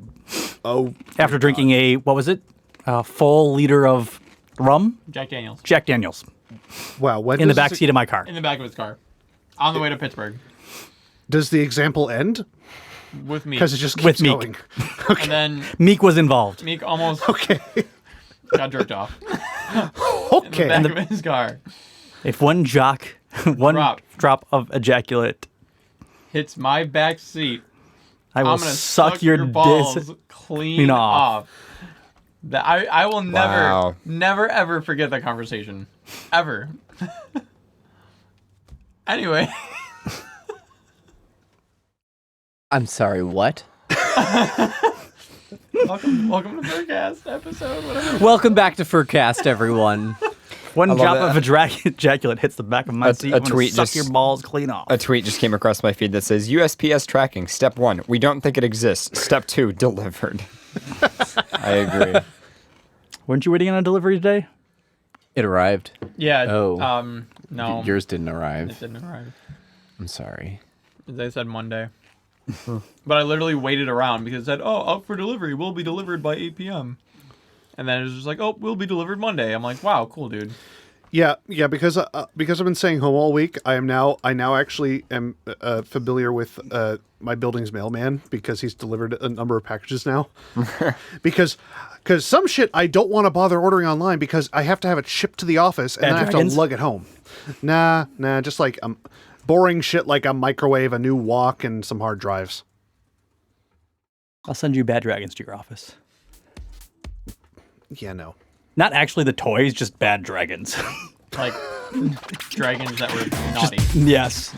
I'm or sorry. dragons that are poorly made. There are good dragons. Yeah, just very bad made dragons. It's like clay dragons, but it's all like crumbled. It's terrible. It's like those offsuits from China. It's just a bad dragon. There are good dragons. I mean, dragons are inherently evil. I mean, come on. Dragons are just inherently minus angry. 1,000 on the evil scale. Okay, that's full evil.